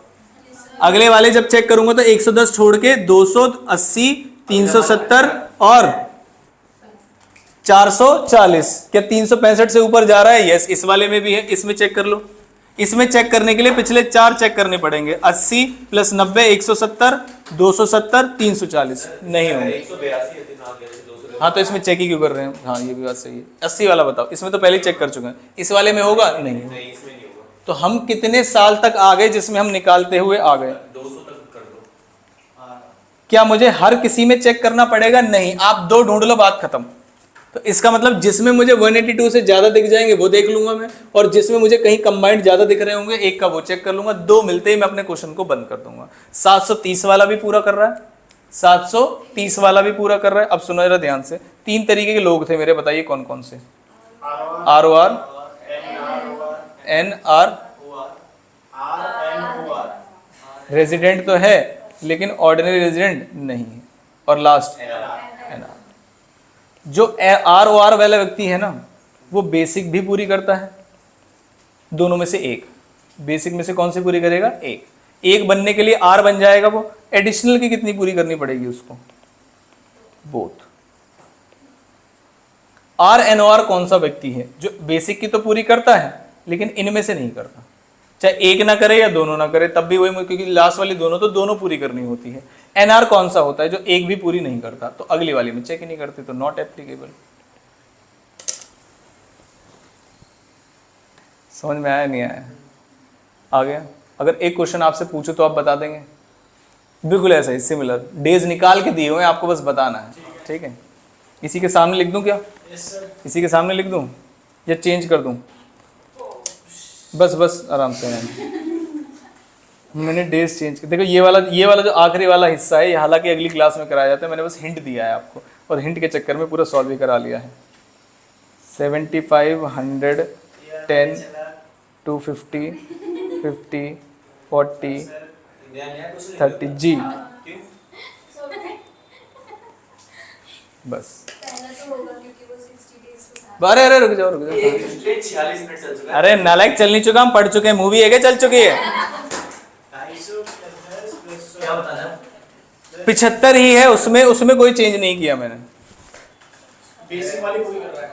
बेसिक वाली पूरी कर रहा है। कैसे पता चला? कम से कम 60 है और पिछले 4 साल में ऐड करो 435, तो 365 से ज्यादा है, तो ये तो हो गई खत्म। अब पहले मैं चेक कर लूं 7 साल में 730, अगर वो नहीं हुई तो अगली वाली कंडीशन चेक करने की जरूरत ही नहीं है। 7 साल में 730 और 7वां साल शुरू होगा 21-22 से। ठीक है, 175 ये 10 दिन है बस। नहीं हो रहा, क्या मुझे अगला चेक करने की जरूरत है? नहीं, बात खत्म। इसका मतलब वो R तो है, 500 का वो R तो है, लेकिन क्या नहीं है? OR नहीं है, NOR है। R तो है, रेजिडेंट तो है क्योंकि बेसिक पूरी कर रहा है, लेकिन ऑर्डिनरी नहीं है क्योंकि एडिशनल पूरी नहीं कर रहा। NOR है, तो R NOR। समझ आया नहीं आया? अगर ये 730 दिन मान लीजिए आ गया, तो अगली कैसे चेक करेंगे? एक तो दिख रहा है मुझे 265, 250, तो ये 182 से ज्यादा। क्या किसी और साल में आपको लग रहा है कि आएगा? मैंने कहा अगर इसको मान लूं तो इसमें 10 है, इससे पहले वाले देख नहीं पाऊंगा। अगर 100 को मान लूं तो 75 वाला मानो, चलो 350, 360, हो जाएगा। कितना आ रहा है? 4 साल में। इसको छोड़ के 4 साल में, यानी 100 + 10 + 250 प्लस 410, तो इसका मतलब रेजिडेंट आ गया। मैं आगे क्वेश्चन सॉल्व ही नहीं करूंगा। एक ये मिल गया मुझे और एक वो मिल गया। तो ऐसा कई बार बच्चे कहते हैं सर ना मिले तो ज्यादा अच्छा है, कैलकुलेशन नहीं करनी। बहुत सिंपल से क्वेश्चन होते हैं। समझ आया नहीं आया? ये पूरा हमारा जो स्कोप वाला क्वेश्चन था वो मैंने सारे बता दिए कि कब टैक्स लगेगा और कब टैक्स नहीं लगेगा। इसे बोलते हैं स्कोप, जिसमें RNOR सब निकाल के दिया है। आपसे पूछा है टैक्स कैसे लगेगा, आपसे क्या पूछा है? टैक्स कैसे लगेगा। दूसरा क्वेश्चन क्या होगा? आपसे बोलेगा कंप्यूट करो और फिर बताओ। क्या ये बात समझ में आई? पक्का इतने क्वेश्चन, इतने एग्जाम्पल आप घर से करके लाइएगा। अगली 2 क्लासेस में बस हम एग्जाम्पल और डेज की कंप्यूटेशन देखेंगे, तो ये वाला चैप्टर खत्म हो जाएगा। Residential status plus scope. Scope खत्म हो चुका है, क्या बचा है? रेजिडेंशियल स्टेटस कैसे निकालते? 3 तरीके के व्यक्ति होते, ये हमने पढ़ा है बस।